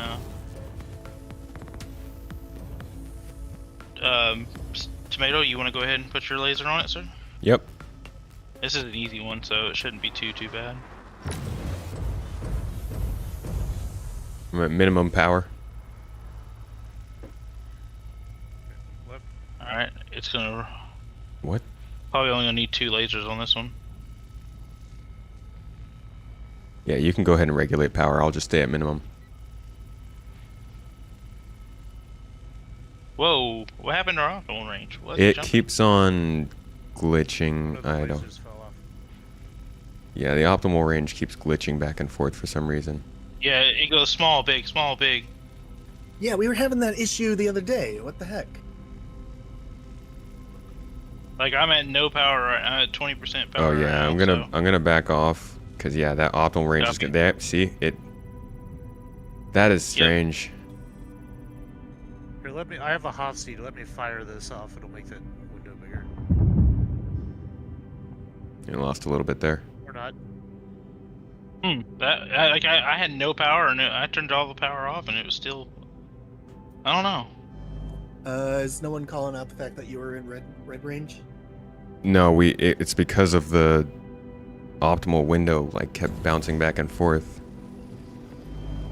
I mean, no one gave the pilot a heads up that they might want to back off.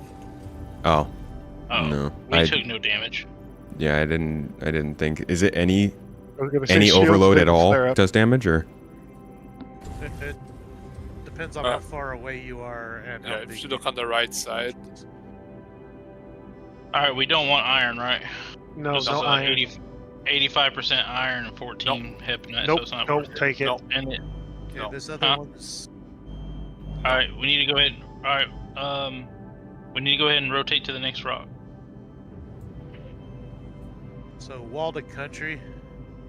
I Yes. have this laser's Hofsteed, so let me put this on because it's going to make that optimal windows big, Okay.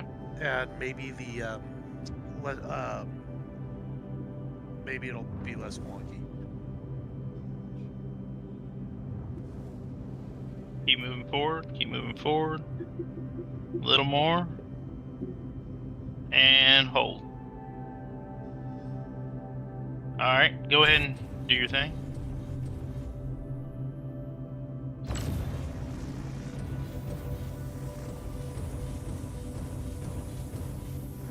There you go. All right, tomato, go ahead. I'm still seeing the optimal range jumping around. Yeah, me too. This is like weird. Yeah, I wonder if it's that particular loadout, because I didn't see that happening with the previous mole. But it also wasn't happening like this last, the last few times that we've taken the mole out. It was only recent. I mean, I'll put my laser on, but I'm gonna. Yeah, look how it goes full green, then it drops down. Yeah, let's keep it low.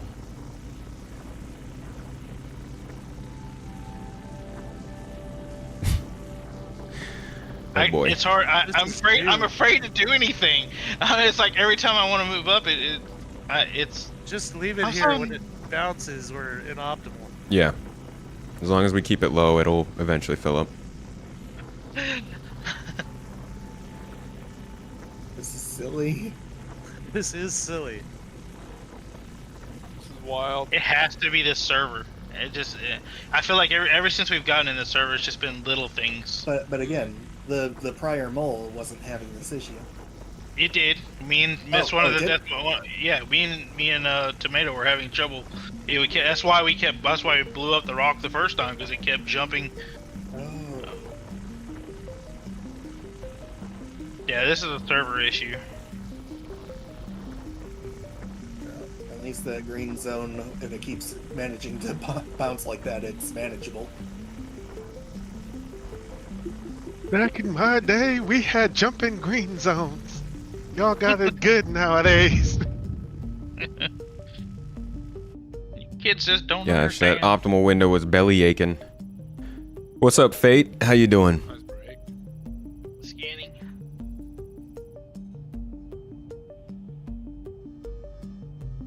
Okay, this one here is 62% hepatite, so, and then 37 iron. Look Yeah, around and 52 is see. good Look at enough, everything but first.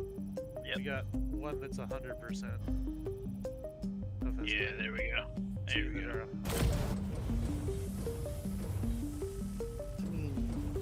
Frenchie, feel free to interject, but given the amount of bags that we have, would you say anything that's like 50% or above of a valuable mineral is worth going for? Oh, absolutely. Absolutely. 50% and above is a yes. Anything below that is a yes only if you're almost full. Oh my gosh. I'm turning mine off. It's just too volatile. Yeah.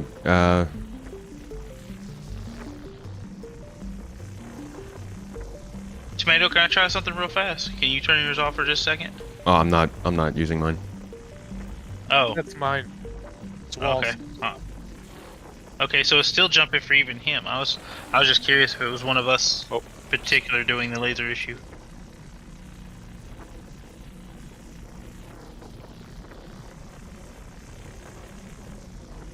Go ahead, back up.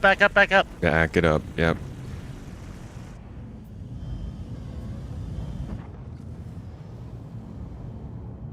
Just jumping around too much.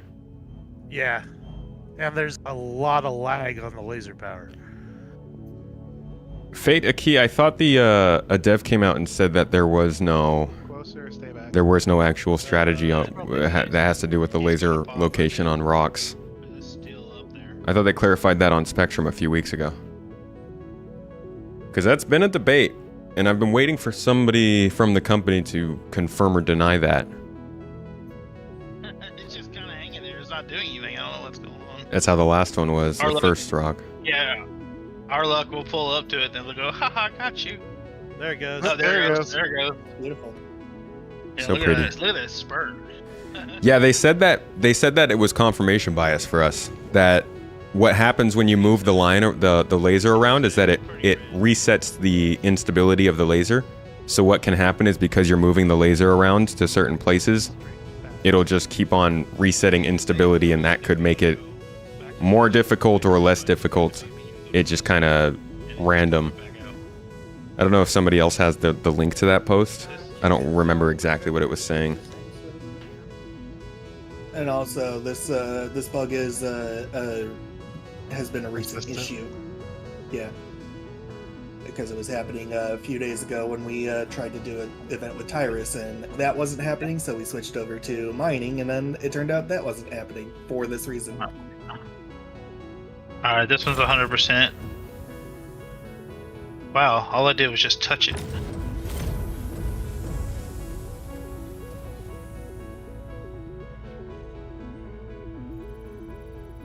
And that instability. I wanted to do only one laser for that one.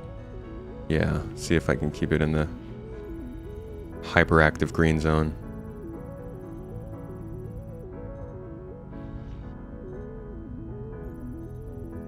Do I need to back up? No, Good. you're good. No, you're good. Boss man, you gonna show us how to do it. Right?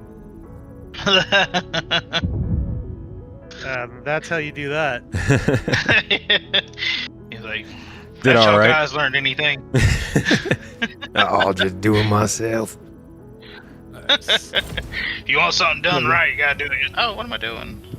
Why is it not? It won't let me switch modes. All of a sudden. Oh shit. Well, you're good. Oh, It showed sorry. me I an saw the extract- shields light up.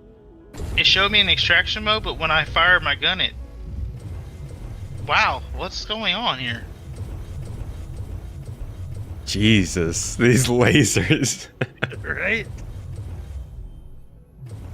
I'm stuck in fraction mode now. I can't go to extraction. Country, back out on the get out of the chair and see if you get back in. It'll reset it.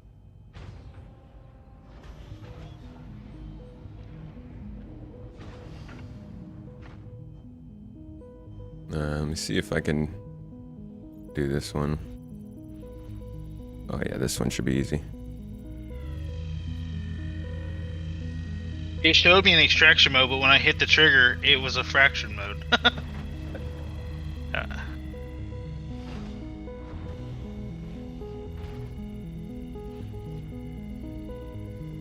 Just cycle it when that happens. Nope. It will not let me go out of fraction mode. Then So, just stay in that mode. well, it's on y'all. I'm here for emotional support, y'all. Oh my gosh.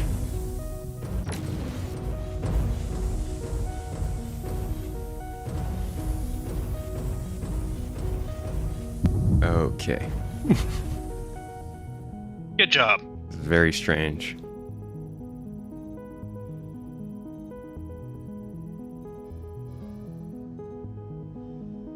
Okay, collecting. Oh, now now it lets me go to extraction mode. Really?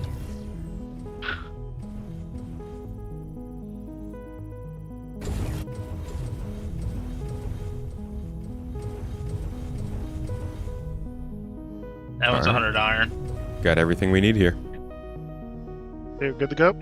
Yup. Yep, everything else is iron.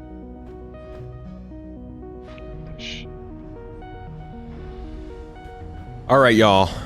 And for me, that's actually going to wrap it up for the day. Got a little bit of other work to do today. What I'm going to do is on Twitch, I'm going to send you guys all out on a raid. I hope you enjoyed some of the streaming today, the podcast. It was a generalized stream today, and I hope you got some enjoyment out of it. But that's it for me. I'm going to be sending you all on a raid over from Twitch, so you guys will be headed over to check out, we'll go see HC Vertigo, also playing some Star Citizen. On YouTube, I'm going to send you guys over to the new video. So I'm about to send a new video live right now, a monthly report video. It will be ready to go in about 3 minutes, and on YouTube, I'm actually going to send you guys straight into that video so you can sit here and watch it right after. That's right, it's a little scam. Thank you all for coming and joining me today. Good conversation, good talks, good gameplay, good fun. I hope you all enjoyed it and have a great weekend. And I'll catch you guys next time on Monday. Cheers, y'all. 07s. Bye.